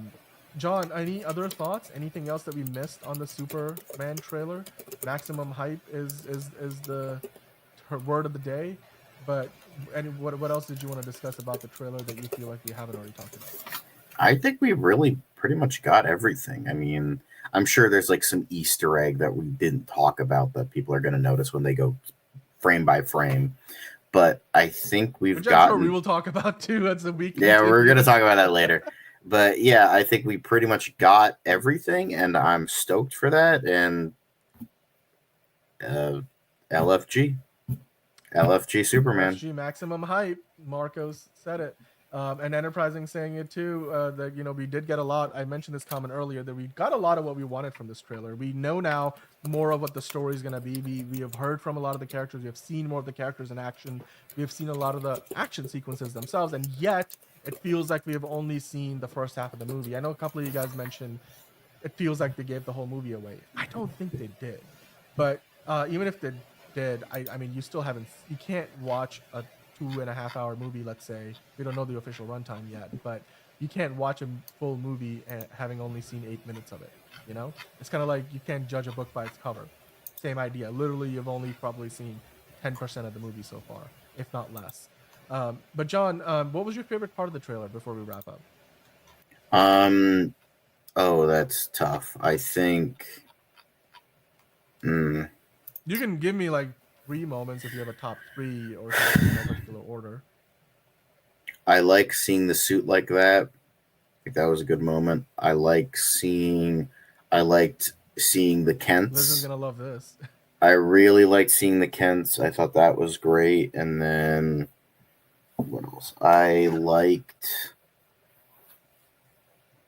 seeing more of Metamorpho too. I know that's kind of weird, but I like seeing a lot of him. And we only got that bit in, like, we saw his face for a bit, and then we saw that in behind the scenes, but we finally get Metamorpho action. Yeah. I mean, hey, we also got our very first look at Martha. Martha Kent is alive and well. We were speculating she might not be alive in the movie. So, Miss Marvel is okay. I already talked about that from Figure Drawing. Miss Marvel is a good show. Check it out on Disney Plus. I highly recommend it. But Marco saying that he loved seeing Sarah Sampaio's Miss Tessmacher or Eve Tessmacher taking a selfie at one point. Where is that in the trailer? Is that like when we see Lex? Or I'm trying to figure out where in the trailer that was because I couldn't find it earlier. I wonder if that's when the Hammer of Baravia is destroying the building. Where do you think that is, John? Is that here? Somebody let us know which part of the trailer we were meant to be talking about. Oh, yeah, super butt. This is near the MoMA and the Museum of Modern Art in Metropolis, where Superman gets tossed into the ground. Yeah, I do wonder where that is. Somebody tell me. We can pull it up and see if we can find it, because that's definitely interesting. More Superman flying action. Big belly burger with a big sign. Of course, Nathan Fillion there. Marco saying my favorite part was the Lois and Clark talking. Lois Lane and Clark having a conversation. Definitely, you know, a big part of the trailer. The first 30 seconds is all of that. And I think we mentioned it earlier when we were doing our initial trailer reaction at the top of the show. It's showcasing a dynamic of the relationship that we haven't quite seen Lois and Clark like that before, or at least not in a long time. And I do really appreciate that. And that's something James Gunn has mentioned we were going to get in the movie, and we're getting a preview of that here. Parkin giving that motivational speech, definitely true. I thought that was fantastic, kind of extending a little bit of what we got in the teaser. We saw some of the same shots. We see a young Clark Kent running into Pa Kent's arms, and we then see that relationship kind of grow in a way that we didn't really get to see in Man of Steel, because Pa Kent ends up dying. Or died by tornado. I still defend the reason for why they did it. You know, I still will defend it because it made sense in the story, but obviously it meant we didn't really get to see an adult Clark Kent interact as much with Pa Kent as we do maybe in this movie or moving forward. Chuck Rod saying we still don't know that the green ball outside the window is what it is, and I like that. Keep us guessing. That's true. I would actually find that shot, because we saw that ball evolve into something completely different in this trailer that we haven't seen before. Like, look at it, John. Clearly, it feels like we were speculating. There's multiple sources of energy pulling or pushing something back, and you can kind of see it evolve here. Like, you see that? It's being looks like contained. That looks like a barrier wall made by Green Lantern, and yeah, and he's on the other side. That's what I mean. We all said the green was Green Lantern, so yeah. Like he's containing it with like some kind of a net, kind of a thing, and then whatever this is, it's spewing out all that purple pink energy, Do you care to speculate what that is itself? Like, what is that purple source of energy? I don't know, and I kind of don't want to guess because I want to keep myself in mystery and suspense. That's maybe a dumb answer, but that's my thought right there. Well, Sar Sampaio is Portuguese, and Marcos is Portuguese. He's watching from Portugal. So, yeah, Portugal getting good representation in Superman. Appreciate that. Love it. Save Martha. Why did you say that? And we already did this. My voice is really coarse from it. But, John, you want to give him another? Martha! Why did you say that name? Rachel, Martha. It's her. What are the other drugs going? It's great. Sorry. I'm a friend of your son. Martha will not die today. Tonight. It was tonight. You call yourself a Snyder fan? Come on now. Okay, fine, whatever. You caught me. You got me there. I've been exposed. I'm a fake Snyder fan, apparently. I do not belong in the group of cultists. I don't belong in the group. I'm not that guy. But yeah, someone said finally a real Paquette. Haha, yeah. Well, look, it's all relative in that sense because we've seen many different iterations of Paquette before. It's just in this movie, it seems like he's gonna stick around, which is great. That is great. Also, in this hug, you can see that Lois Lane is kind of like reaching up to hug an incredibly tall David Cornsweet. You can see that, right? Like, love that. Love that. I think she's like 5 something, and then he's like 6'2", 6'3", I think. Yep. I'm a friend of your son. Oh, I love that too. I love just some random guy helping him up. Like, love that. It kind of, you know what it reminded me of? It reminded me of that scene in Spider-Man 2 in the train where they're like, you're gonna have to go through me. I like that. Yep. I like that. Just some random dude just being like, yo, damn, even Superman needs my help. Well, I gotta help him because he would help me. So I gotta help him. Where's the trigger? Where's the trigger? In an order that might surprise you. Which one of these do you breathe out of? So you're telling me I press that little red thing and then an explosion happens. By the way, the bulge is definitely tucked quite well in that scene there. It's hidden by all the dirt. We saw them filming this for real in Cincinnati. They let them dig through this and really break it apart, and they probably had to then put it all back together again. The curb in actual Cincinnati where they were filming it. There's the shot right there. Now I'll zoom into this. Okay, we don't need to see.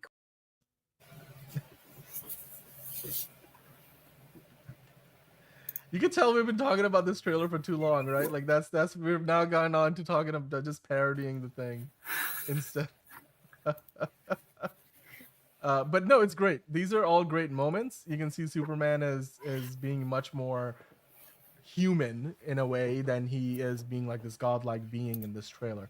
Figure drawing clarifying that Cornsweet is 6'3", and Rachel, Brosnahan is 5'3". So there's a whole foot separating them. So there you go. Hosea, I forgot you weren't even in the chat. I thought you had been here earlier. Well, hello to Hosea from all the way from New Zealand, and they're saying that the trailer dropped at 4 a.m. here in New Zealand. I woke up for it. Wow, man, that's great. You woke up that early for it? That's awesome. Let us know what you thought about it. And hello to you. Thanks for stopping by. You caught us just in time. We were just about done here, but we were. Well, we've been live for what is like 2 hours, so you're welcome to be con and rewind. I reacted to the trailer watching it live, and then John joined in, and we have been reacting to it since. So many of you guys were watching earlier. A lot of new names in the chat as well. Easy Pete Holmes, says Marco. John, in this sequence and in many of the other sequences, the suit doesn't look all that loose. It seems like between the many different versions of the suit that they had, they've been able to use the right ones in the right places, and then wherever it was loose, they'll probably use a bit of CGI to tighten it up so that people don't complain about that. I'll watch this back in replay, says Hosea. Yeah, absolutely, man. Go check it out. Check it out in replay. Get on the replay, gang. And Ron with a nice comment there, or a question actually. Let's bring that up real quick, and then we'll wrap up in a few minutes.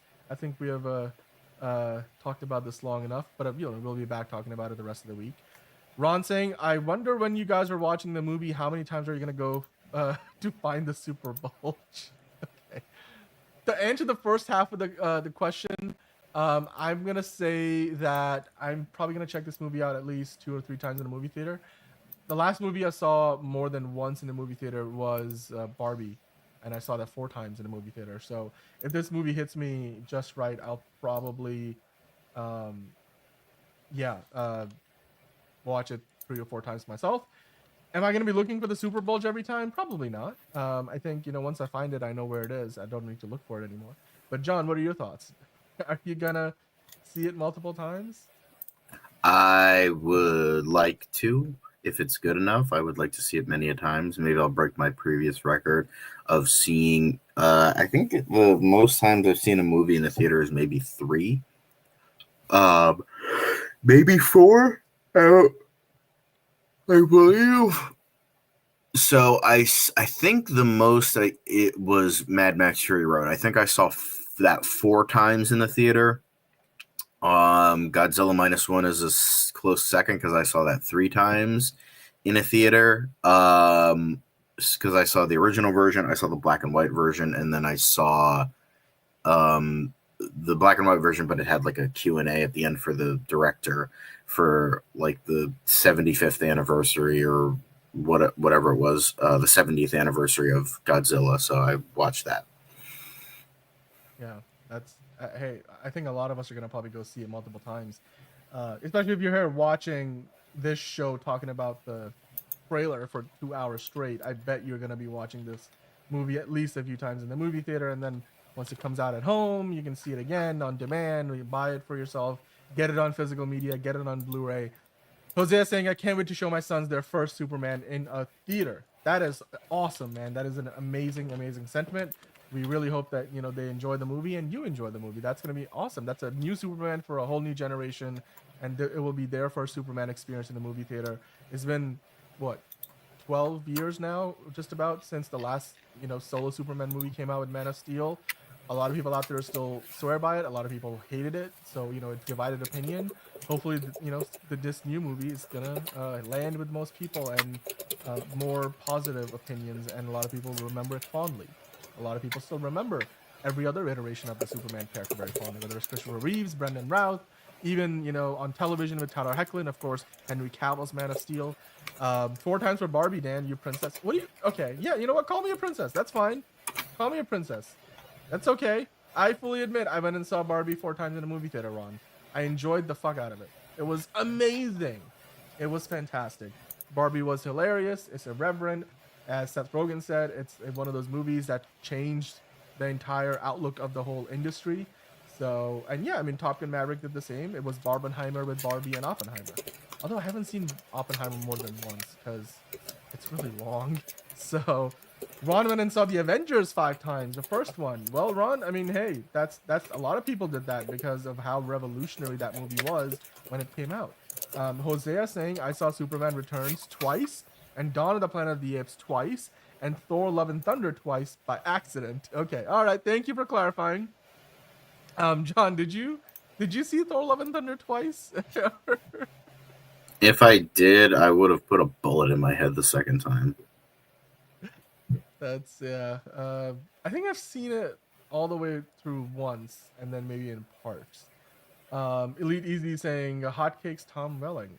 Are you talking about what we mentioned that yesterday was the 13-year anniversary or 14-year anniversary since the finale of Smallville.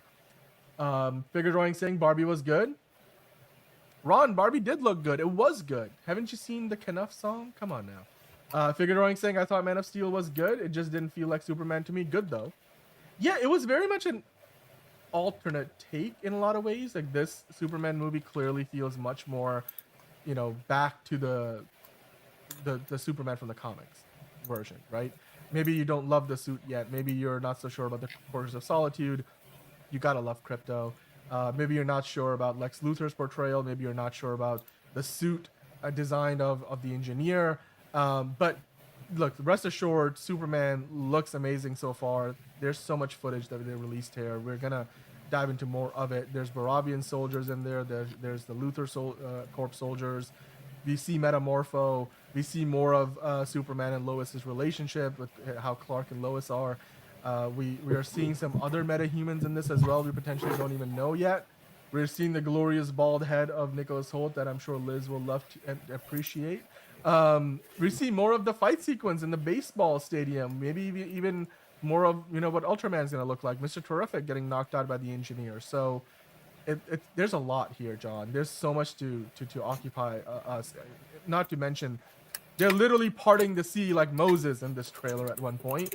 I wonder what that's going to be about, and if that's Metamorpho doing it. So that's going to be interesting. We haven't even talked about that. So as the week goes on, we'll discuss it and break it down further. Enterprising saying, I will say the Superman is more specifically targeted to families based on what I've seen, or based on what we have seen. Not to mention the trailer only shows up in family-friendly films from PG to PG-13. That's true. If you go to see a movie in a theater, they're not playing this this movie trailer or the previous movie trailer from Superman in front of a lot of horror movies necessarily. But I bet you they're probably going to play it in front of Final Destination this weekend. So, because that's a Warner Brothers movie. Does that mean I have to fucking see that shit in a theater just so I can see this on the big screen? Well, go see it. Then we can review it, John. Gross. No, I haven't seen any other ones. Why would I see this one? Why would I see the sixth one when I haven't seen the first 5? By the way, that kaiju is kind of cute, don't you think? Like, I know it's just trying to destroy the city, or maybe he's cute in an ugly sort of way. So he's like me. Cool. I'll just let that one sit. I'm not gonna say anything to that. Get your big belly burgers here. We'd already mentioned that. We get a little bit of Jimmy Olsen and seeing that relationship develop between Superman and his sidekick. You're seeing more of the nanoparticles and how that's gonna be a part of that fight with Superman. Luthor Corp, their own mug. It looks like Lex Luthor at one point comes face to face with Superman, which is gonna be interesting. That's a image you can save. But John, overall, final thoughts. Do you think this trailer changes your prediction for how much money this movie is going to make at the box office? Do you think this now is going to be $1 billion movie based on this trailer? Or do you think it didn't really move the needle as much as maybe James Gunn would have liked?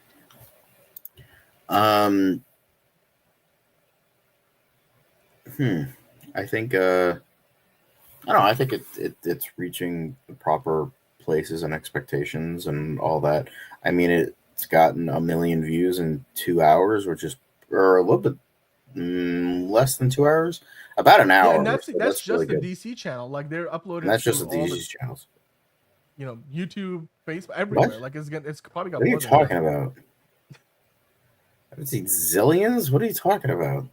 Well, yesterday when we were doing the tier list Tuesday, you came up. Yeah, there's still a lot. I mean, lot I've of seen pushback. over 2,000. So, like, I've seen a lot. It's just I haven't seen every single one ever made. That would be in the millions, billions, possibly trillions. So, no, I don't want to. Because at least with, like, Inception and The Prestige, I have interest in those. I do want to see them. No friggin' interest in,